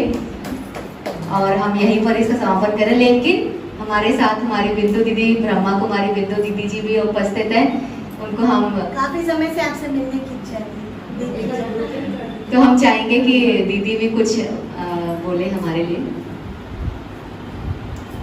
ये रत्ना बहन ने कहा कि कुछ होना चाहिए, होते रहना चाहिए, तो मैंने बहुत खुशी जाहिर की कि जरूर होना चाहिए। और जब रत्ना बहन ने कहा कि साहित्यकार को बुलाएंगे तो मुझे और ज़्यादा अंदर से इंटरेस्ट पैदा हुआ, क्योंकि रत्ना बहन को एक बार खाली बुलाए, लेकिन इनसे बैठकर कभी बात करने का अभी तक मौका नहीं मिला। और आप लोगों का तो नाम तो कहीं कहीं सुना लगा, लेकिन आज पहली बार मिल रहे हैं ना, इसी शहर में होते हुए पहली बार। मेरी एक दोस्त आपके पास मुझे लेके गई थी मिलना है, और आप हर संडे दीदी चला के लिए मैंने ठीक है, हम लोग 2 संडे गए। अच्छा अच्छा, ये बस हमें याद है कि बहुत पहले की बात। बहुत पहले। तो अच्छा लगा, और आप लोगों का हम बहुत धैर्यता से सुन भी रहे थे, और जैसा नाम वैसा आप लोगों का कार्य है। और ब्रह्मा कुमारी की ओर से हम आपको बहुत दिल से आशीर्वाद और शुभकामनाएं देंगे, इसलिए कि आप जैसे लोगों की ज़रूरत समाज को है। और समाज में तो बहुत सारी चीज़ें जितना आप जानते शायद मैं भी उतना नहीं जानती हूँ, क्योंकि आप लेखन कला में आगे हैं। लेकिन हमने ये महसूस किया है कि आपकी बहुत ज़्यादा ज़रूरत है। पहले के ज़माने में न इतने मोबाइल थे, न टीवी था, न इतना नेटवर्किंग था, तो लोग किताबों से जुड़े हुए थे और अपनी हर चीज़ें किताबों में खोजते थे। लेकिन आजकल वो चीज़ें धीरे धीरे समाप्ति की ओर है। समझ लीजिए कि आज का जो न्यू जनरेशन वो किताबों से स्टडी करना जैसे उसको अच्छा नहीं लगता, ऐसा हमने महसूस किया है आज का युवा, क्योंकि उसके पास इतना सोशल मीडिया है, मोबाइल तरह तरह से उसके पास है, और टीवी है, और समाचार पत्रों में भी वो पढ़ते भी हैं। तो सबसे पहले नेगेटिव समाचार सबसे पहले पढ़ने को मिलता है। तो आजकल जिस दिशा की ओर समाज को जाना चाहिए उस दिशा की ओर न जाकर वो गलत दिशा की ओर जा रहे। इसमें किसी का दोष नहीं है, ये समय का दोष कहिए या समय बदल रहा है ऐसा कहिए। और धीरे धीरे परमात्मा हम सबको ये डायरेक्शन दे रहा है कि बच्चे अब समय परिवर्तन हो रहा है, तो समय के साथ आपको भी परिवर्तन होना है। लेकिन समय के साथ परिवर्तन होना तो खराब समय के साथ आपको खराब होना है ऐसा नहीं। खराब समय हो रहा है तो आपको अच्छी दिशा की ओर परिवर्तन होना है। इसलिए इस समय जो समय चल रहा है इसमें परमात्मा स्वयं धरती पर आकर हम आत्माओं को गाइड कर रहा है कि आपको कौन से रास्ते पर चलना है। क्योंकि आज दिन तक देवात्माओं ने, धर्मात्माओं ने, महात्माओं ने, बड़े बड़े साधु संतों ने, ऋषियों ने, मुनियों ने, सन्यासियों ने, साहित्यकारों ने, वैज्ञानिकों ने, सबने गाइड किया है ना। गाइड तो सबने किया है, लेकिन फिर भी आज ये दुनिया कलयुग की ओर आ गई, पूरी तरह कलयुग, और कलयुग है इस समय। और हर जगह, हर घर में तनाव, डिप्रेशन, कुछ न कुछ बात को लेकर चिंता, कुछ न कुछ अनबनी, अब कुछ नहीं है तो अपने विषय में ही भविष्य की चिंता, और ऐसी बातों से आदमी आज जलील होता जा रहा है, अपनी ही बुराइयों से खुद जलील हो रहा है। तो ऐसे समय में वास्तव में उसका सहारा क्या है? बहुत लोग तो किताब का सहारा लेते हैं, बहुत लोग मोबाइल का सहारा लेकर बैठे हैं, बहुत लोगों के परिवार में भाई बहुत घनिष्ठता है तो चलो ठीक है, परिवार में ही आप एक दूसरे को समझने में और उनकी पालना करने में ही बिजी व्यस्त है। लेकिन वास्तव में उसके जीवन की वास्तविकता क्या है और उसका क्या जीवन सार्थक हो रहा है? जो जीवन आज मनुष्य जी रहा है जिस तरह से, ऐसा जीवन क्या उसका जीवन सार्थक है कि आज वो ये करते करते करते एक दिन अंतिम पड़ाव तक पहुँचे और वो अपने आप को अकेला महसूस करे? आज मैंने ज़्यादातर लोगों को ये देखा है, क्योंकि मेरे पास भी हजारों लोग आते हैं और मैंने ये महसूस किया है लोगों से, और अच्छे अच्छे घरों के लोगों से मैं महसूस की हूँ, एक नारी से महसूस की हूँ, एक पुरुष से महसूस किया है, एक पढ़ने वाली एक लड़की से महसूस किया, एक युवा से महसूस किया, हर तरह के हर वर्ग के लोगों से महसूस किया कि उसको एक अकेलापन खा जाता है। उसके लिए आखिर क्या रहा है आपके पास? इसीलिए परमात्मा तो जानता है ना दुनिया की क्या स्थिति होने वाली है और लोग किस दिशा की ओर बढ़ रहे हैं। इसलिए परमात्मा इस सृष्टि पर आकर हमें इतनी अच्छी राह दे रहा है कि जिस राह पर चलने से खुद को भी सेटिस्फेक्शन होगा और मेरे द्वारा बहुत सारी आत्माओं को प्रेरणा मिलेगी। लोग भले आज हमारे को देखकर थोड़ा सा मुंह ऐसा कर लें, लेकिन वास्तव में जितना हमारा जीवन सुखी है ना उतना आपका नहीं होगा। हम बोल रहे हैं इसलिए कि हम सही रास्ते पर चल रहे हैं। आज इंसान चलते हुए भी वो कंफ्यूजन में है ना, कंफ्यूजन उसकी लाइफ में, पर हमारी लाइफ में कोई कंफ्यूजन नहीं है। इसलिए हमारा लाइफ सुखी। भले देखने वाले को लगता ये ब्रह्मा कुमारियां हैं, ये आध्यात्मिकता से जुड़ी हैं, सफ़ेद कपड़े पहनती हैं, दुनिया से कोई मतलब नहीं है, ये तो वैरागी है, जो भी कहे। लेकिन हम ऐसा भी वैरागी नहीं है कि हम दुनिया को नहीं देखते हैं, मोबाइल यूज नहीं करते हैं, घड़ी नहीं पहनते हैं, चश्मा नहीं पहनते हैं, कहाँ नहीं जाते हैं, क्या नहीं खाते। लेकिन लोगों के दृष्टिकोण थोड़ा सा चेंज है हमारे प्रति। लेकिन हम ये बताना चाहते हैं कि आध्यात्मिकता क्या है। आध्यात्मिकता ये नहीं सिखाता कि आप जो है जंगल जाइए, परिवार छोड़ दीजिए, धन कम मत कमाइए, फैशन मत करिए, कपड़ा मत पहनिए, कि लोगों से मिलिए जुलिए मत। ये आध्यात्मिकता नहीं सिखाता। किसी के पास मत जाइए, ये नहीं सिखाता। आध्यात्मिकता आप जो कर रहे हैं ना उस करने को ही कला बनाइए, ये आध्यात्मिकता सिखाता है। आप कर्म करिए तो कैसे, देखिए तो कैसे, बोलिए तो कैसे, सुनिए तो कैसे, लोगों के साथ बिहेवियर में आइए तो कैसे, उसमें मूल्य भरा हो, गुण भरा हो, एक दूसरे के प्रति सात्विकता भरी हो, एक दूसरे के प्रति भावनाएं बिल्कुल क्लियर हो, साफ मन हो, पारदर्शिता हो। आज वो चीज़ नहीं है जो हमें समाज में लाना है ना। उसके लिए ही परमात्मा हम सबको गाइड कर रहे हैं। इसलिए आध्यात्मिकता का मतलब ही है कि जीवन को मूल्यों से, गुणों से, चरित्र से भरपूर करना, उसको आध्यात्मिकता कहते हैं। ऐसा नहीं कि आप बैठ के 2 घंटा पूजा पाठ कर रहे हैं और चरित्र जैसा का तैसा है। जीवन में बदलाव आने के बजाय, अच्छाई की ओर जाने के बजाय, ऊंचाई चढ़ने के बजाय आप नीचे गिरते जा रहे हैं और आपका चरित्र गिरता जा रहा है। आप एक घर में न खुद संतुष्ट हैं, ना लोगों को संतुष्ट कर पा रहे हैं। क्या तरीका है? इंसान तो सामने वाला भी है, इंसान मैं भी हूँ, उसके पास भी दिल है, मन है और वही पंच भौतिक शरीर है, वही चीज़ मेरे पास भी है, पर हम एक दूसरे को समझ नहीं पाते हैं। न समझ पाने का कारण है कि हम देह अभिमान के वशीभूत हैं। देह अभिमान, हम अपने आप को ही नहीं जानते। हुई एम आई, हम कौन हैं? हम बाहरी आवरण को लेकर घूम रहे हैं, पर मैं कौन हूँ वास्तव में, इसी चीज़ को नहीं जानते। इसलिए परमात्मा हम लोग को यही सिखाता है कि हम वास्तव में आत्मा है, न कि शरीर। भाई क्यों स्त्री के तन में आया? आत्मा तो स्त्री हो गई, पुरुष के तन में गया, पुरुष हो गया, पर आत्मा स्त्री पुरुष नहीं होता है ना। जब हम इस स्त्री पुरुष के भान से और भाव से ऊपर उठकर एक अच्छी दृष्टिकोण, हर एक आत्मा है ना, न कि शरीर। पंचभौतिक शरीर आज है, कल नहीं रहेगा, पंचतत्व में विलीन हो जाएगा। फिर बचता तो वही एक पॉइंट ऑफ लाइट, वही ज्योति, वही निराकार, वही परमात्मा का एक शाश्वत शक्ति आत्मा। उसके विषय में लिखिए ना, है कि नहीं? क्योंकि ये जो व्यक्ति अपने आप को एक झूठा मानकर चल रहा है, आज मैं कहता है और शीशे के सामने खड़ा होता है, तो क्या उसको आत्मा दिखाई देता है क्या? नहीं। वास्तव में मैं तो आत्मा हूँ ना, शरीर नहीं हूँ। आँख मेरा है, कान मेरा है, मुख मेरा है, हाथ मेरा है, मैं कौन? जब तक हमको इस चीज की अनुभूति नहीं होती है तब तक हम किस काम के? मैं असली शाश्वत शक्ति हूँ ना। शरीर तो मेरा है, कपड़ा मेरा है, उसी तरह आत्मा का शरीर भी मेरा है, कपड़ा है, चोला है। आज 50 साल से इस शरीर में है, 50 साल पहले किसी दूसरे चोले में, दूसरे शरीर में थे। अब इस चोले से छोड़कर जाएंगे तो किसी तीसरे चोले में मैं जाऊंगी ना।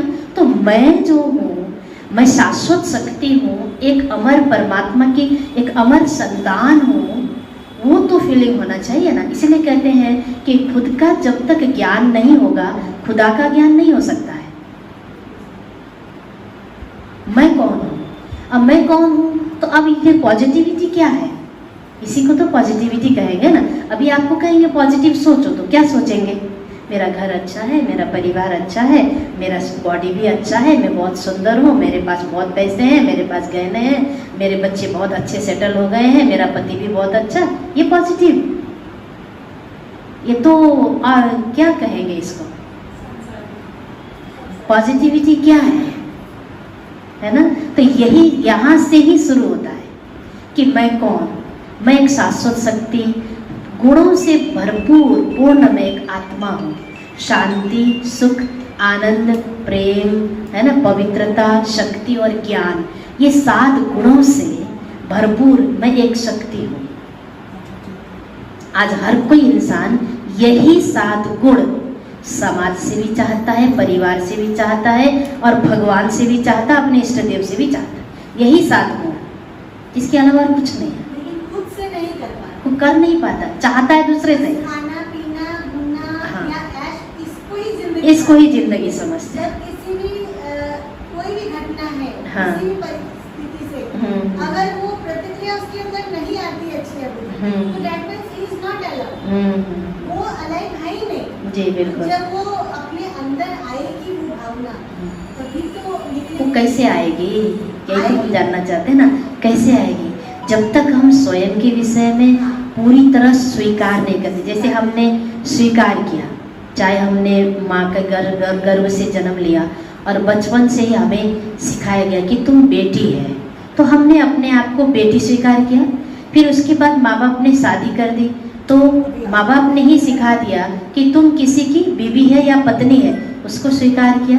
फिर भाई या बहन, तो भाई तुम भाई की बहन हो, तो बहन भी स्वीकार किया, है ना। बच्चे हुए तो माँ को बच्चे को सिखाते कि मैं तुम्हारी माँ हूँ, मुझे माँ कहो, तो माँ अपने को स्वीकार किया, है कि नहीं? तो उसी तरह मुझे स्वयं को स्वीकार करना है कि मैं वास्तव में कौन हूँ और कौन से गुण वाली हूँ। जब हम अपने आप को स्वीकार करेंगे ना, तब उन गुणों को हम अपने आप में देख पाएंगे। बाकी तो हाँ ठीक है, अब बाहर का जो आवरण है उसी से हम अपने आप का पहचान देने लगते हैं समाज में, तो फिर जितना हम चाहते हैं देना वो नहीं दे पाते हैं, है ना। इसलिए आपका जो कार्य है वो इतना सुंदर है ना, जिसका मैं वर्णन नहीं कर सकती। मुझे भी बहुत पसंद है, बहुत ज़्यादा। लेकिन मेरा लाइन थोड़ा दूसरा, आपका लाइन तो सही है। अब ये नहीं कहते कि वो छोड़ना है, भाई आपके लेखनी से आप क्या नहीं कर सकते। समाज को बदलने का काम आपके हाथ में है। आपको ईश्वर ने इतना अच्छा हुनर दिया, सब साहित्यकार नहीं बन सकता ना। मैं अभी कविता लिखना चाहूँ, नहीं लिख सकती, मेरे पास वो कला नहीं है। पर आपको ईश्वर ने इतनी सुंदर कला दी है, तो उस कला का समाज में सदुपयोग होना चाहिए, न कि बाहर के आवरण तक लोग रह जाए। जब आपकी कविता पढ़े तो अंदर जाने की कोशिश करें। जितना बड़ा बाहर का संसार है, उतना ही बड़ा अंदर का भी संसार है। जब आपकी कविता पढ़े, है ना, लेखनी पढ़े, है ना, कहानी पढ़े, तो वो अंदर जाने की कोशिश करें, है ना। तो उसके लिए थोड़ा सा हम आपसे रिक्वेस्ट करेंगे कि जो ब्रह्मा कुमारी में जो कोर्स और मेडिटेशन सिखाया जाता है ना, उससे आपको बहुत ज़्यादा लाभ मिलेगा। वैसे तो आप वैसे भी तीव्र दिमाग के हैं, हम बहुत देर से सुन रहे थे कि हमारे पास तो ऐसी कला है ही नहीं, लेकिन आपके पास इतना अच्छा दिमाग है, तो उस दिमाग का सदुपयोग अगर आप थोड़ा सा मेडिटेशन करें और आध्यात्मिकता को थोड़ा सा अपनाएं, तो आप उससे भी ज़्यादा लोगों को प्रभावित कर सकते हैं। क्योंकि आज लोगों को वास्तविकता और सत्यता की पहचान देना आवश्यक है। आज लोग सत्य से सामना नहीं कर पाते हैं। सत्य क्या है? जीवन सत्य है, पर मृत्यु और जन्म भी सत्य है। पर मृत्यु से सामना नहीं कर पाते, घटनाओं से सामना नहीं कर पाते।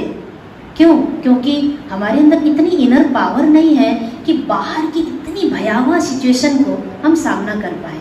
हम हैरान होने लगते हैं और रोने लगते हैं, परेशान होने लगते हैं, दर दर भटकने लगते हैं, ईश्वर से मांगने लगते हैं, परेशान हो जाते हैं। क्यों?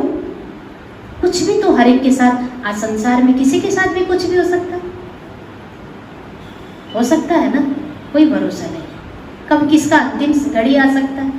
आजकल तो आप सुन भी रहे हैं कि आज 19 साल के बच्चे को हार्ट अटैक आता है, 30 साल के भाई को मतलब कि ये एक्टिंग करते करते हार्ट अटैक आ रहा है। किस आदमी का क्या भरोसा है श्वासों का कि वो कितना दिन जिएगा।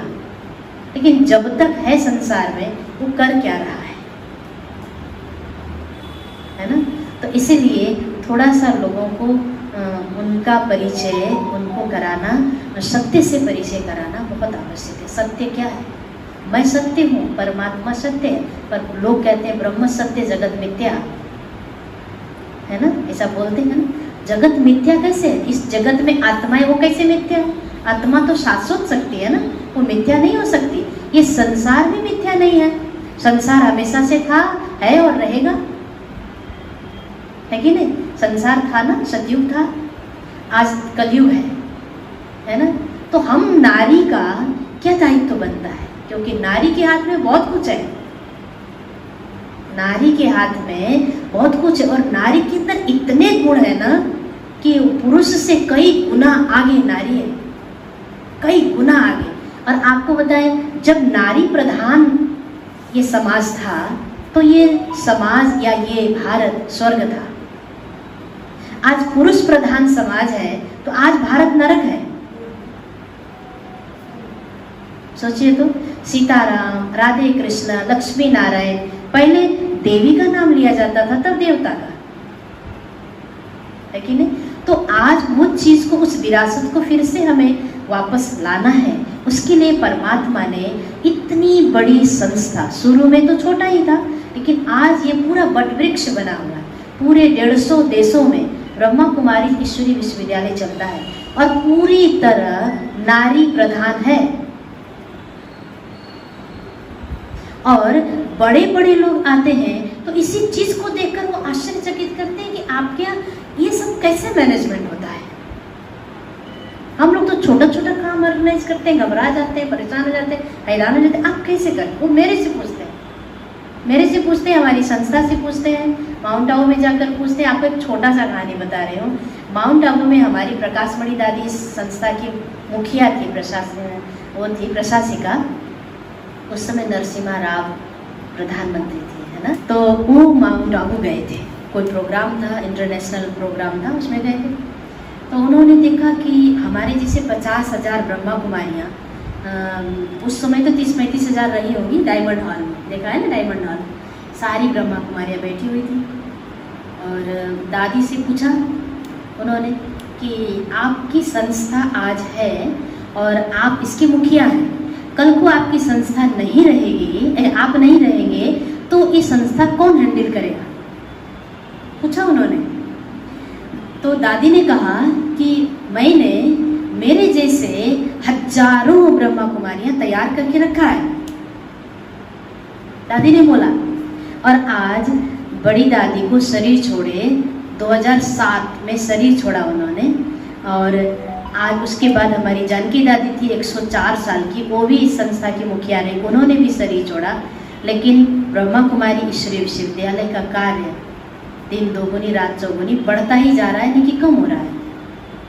उसके बाद वो साईं बाबा के स्थान पर गए बेंगलोर में, ये जो बाल रखने वाले साईं बाबा थे ना, कोई किसी की क्रिटिसाइज, हाँ सत्य साईं जब, किसी क्रिटिसाइज की बात नहीं कर रही हूँ मैं, लेकिन परमात्मा एक सेना तैयार किया हुआ है नारी की, ये मैं बताना चाह रही।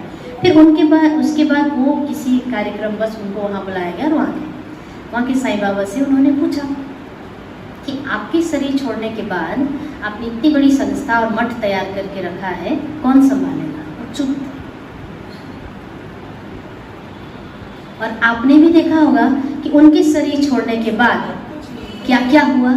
कुछ नहीं, क्या क्या हुआ ये आपकी जानकारी में ज़्यादा होगा, मेरी जानकारी में कम है। संपत्ति को लेकर इतना लड़ाई हुआ, इतना झगड़ा हुआ की बात मत पूछिए, क्योंकि उन्होंने कोई उत्तराधिकारी भी तैयार करके नहीं गए थे। तो ये क्या होता है, तब उन्होंने कहा, वही बोला नरसिम्हा राव ने कि ब्रह्मा कुमारियों से सीखो, कि ब्रह्मा कुमारियां भारत को और भारत के समाज को आगे बढ़ने में मदद करती। वो कभी भी गवर्नमेंट के लिए, भारत की सरकार के लिए कभी भी समस्या बन के खड़ी नहीं हो सकती, है ना। और आप आज इतने दिनों से आप यहाँ भी हैं और ब्रह्मा कुमारी संस्था यहाँ सन 1958 से है मिर्ज़ापुर में। हम लोग पैदा भी नहीं हुए होंगे, है ना, तब से है यहाँ मिर्ज़ापुर में। और आज तक आपने कभी नहीं सुना होगा कि ब्रह्मा कुमारियों के द्वारा ऐसा अनर्गल काम हुआ, ऐसा हुआ, वैसा हुआ, कभी नहीं सुना होगा। क्यों? क्योंकि ब्रह्मा कुमारी को इसी चीज़ की ट्रेनिंग दी जाती है कि आपको समाज में लोगों के लिए विघ्न रूप नहीं बनना है। भले किसी किसी स्थान पर भाई हमारी ईश्वरी विश्वविद्यालय के नियम कायदे कानून को लेकर लोग थोड़ा सा वो करते हैं, बाकी हम किसी के लिए विघ्न रूप नहीं बनते, बल्कि हम परिवार को मिलाने की ही कोशिश करते, न कि अलग करने की, है ना। तो इसलिए हम चाहेंगे कि आप जो है थोड़ा सा समय दें सेंटर पर। हमारा मकसद यही है कि हम हर लोगों तक पहुँचे और हम अपनी बात जरूर सुनाएं जो परमात्मा ने हमें दी है। और वो कहता है कि आप सबको बताना जरूरी है। अब फॉलो करें ना करें वो आपकी मर्जी है ना। हाँ, तो इसलिए थोड़ा सा आप समय दें जरूर और सेंटर पर आए, थोड़ा सा मेडिटेशन कोर्स कर लीजिए और आप घर में रहिए, सारा कुछ करिए, कोई बंधन नहीं है, सब कुछ करते हुए भी आप इसको कर सकते हैं।